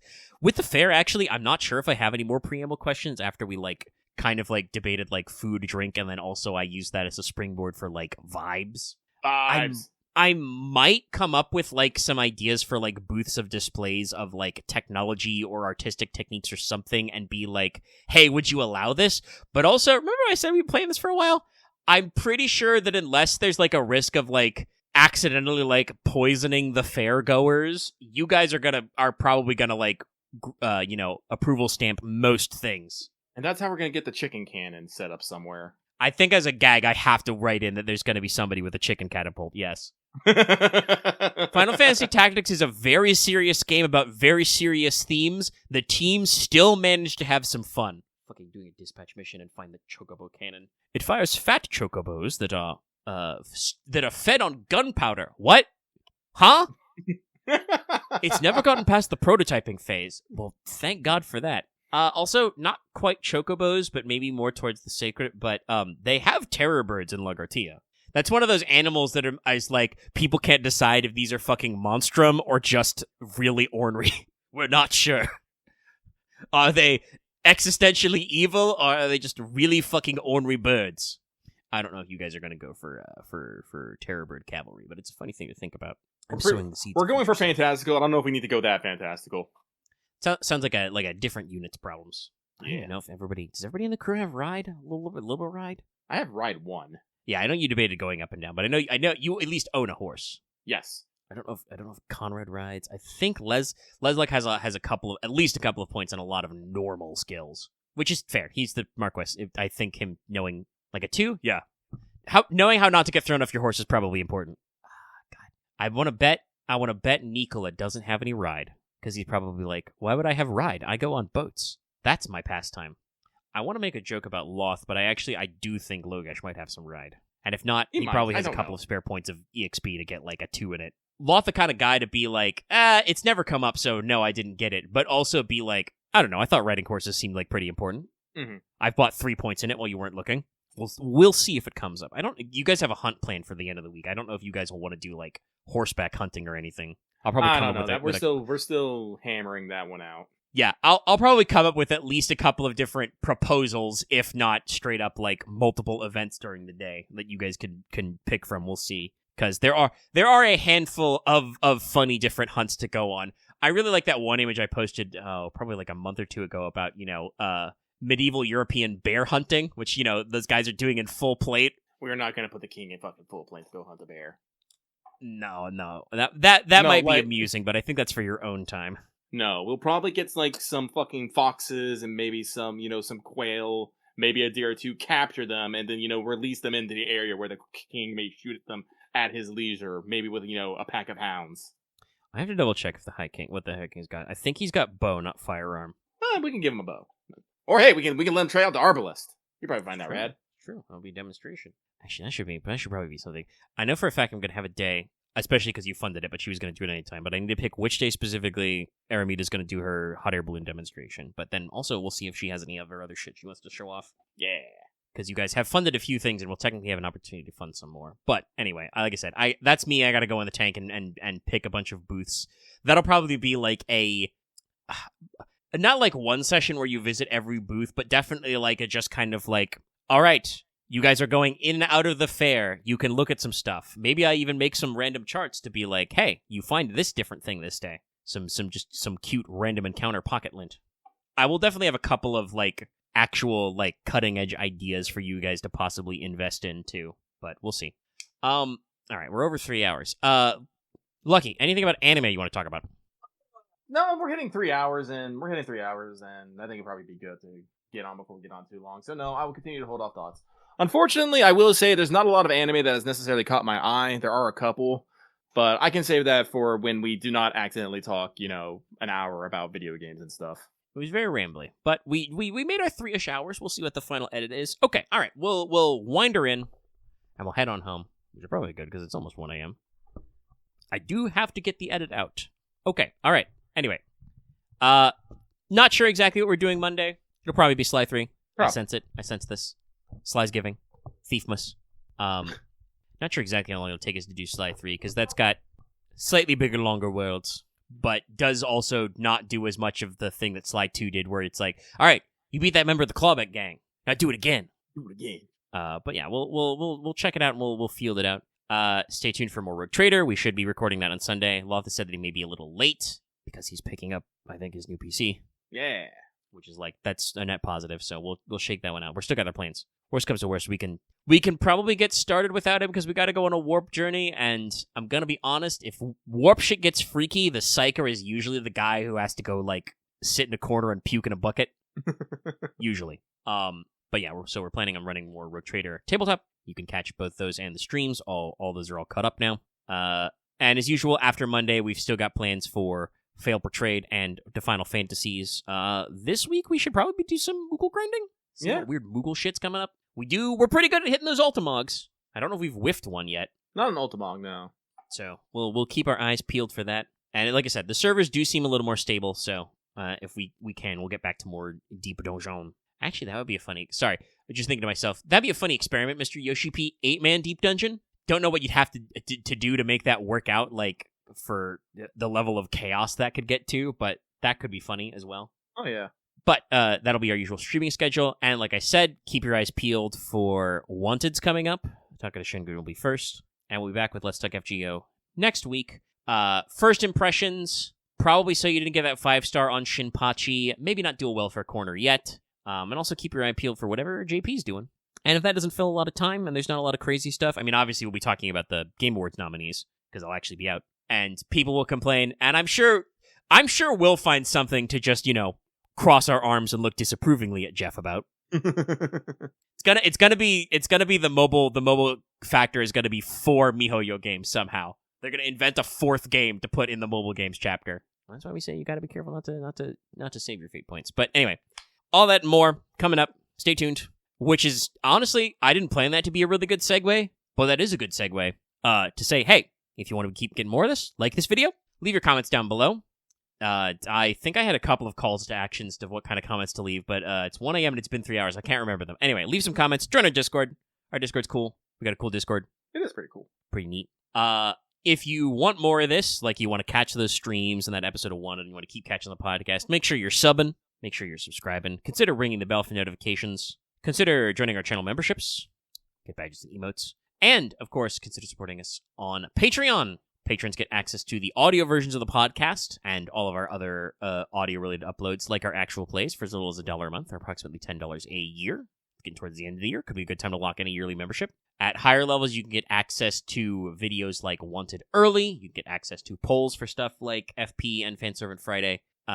At the gold tier or higher, you can listen to us record Let's Talk FGO live every week. Be part of the Peanut Gallery when I talk to chat. It's them. And at our highest levels, you can get an on-air shout-out like Adam DeHart, Blackest OG, Call Me Zed, Carlos, Dragon, JDV9000, Crystalite, Rise of Kenji, Rogue Robin, and Charvor.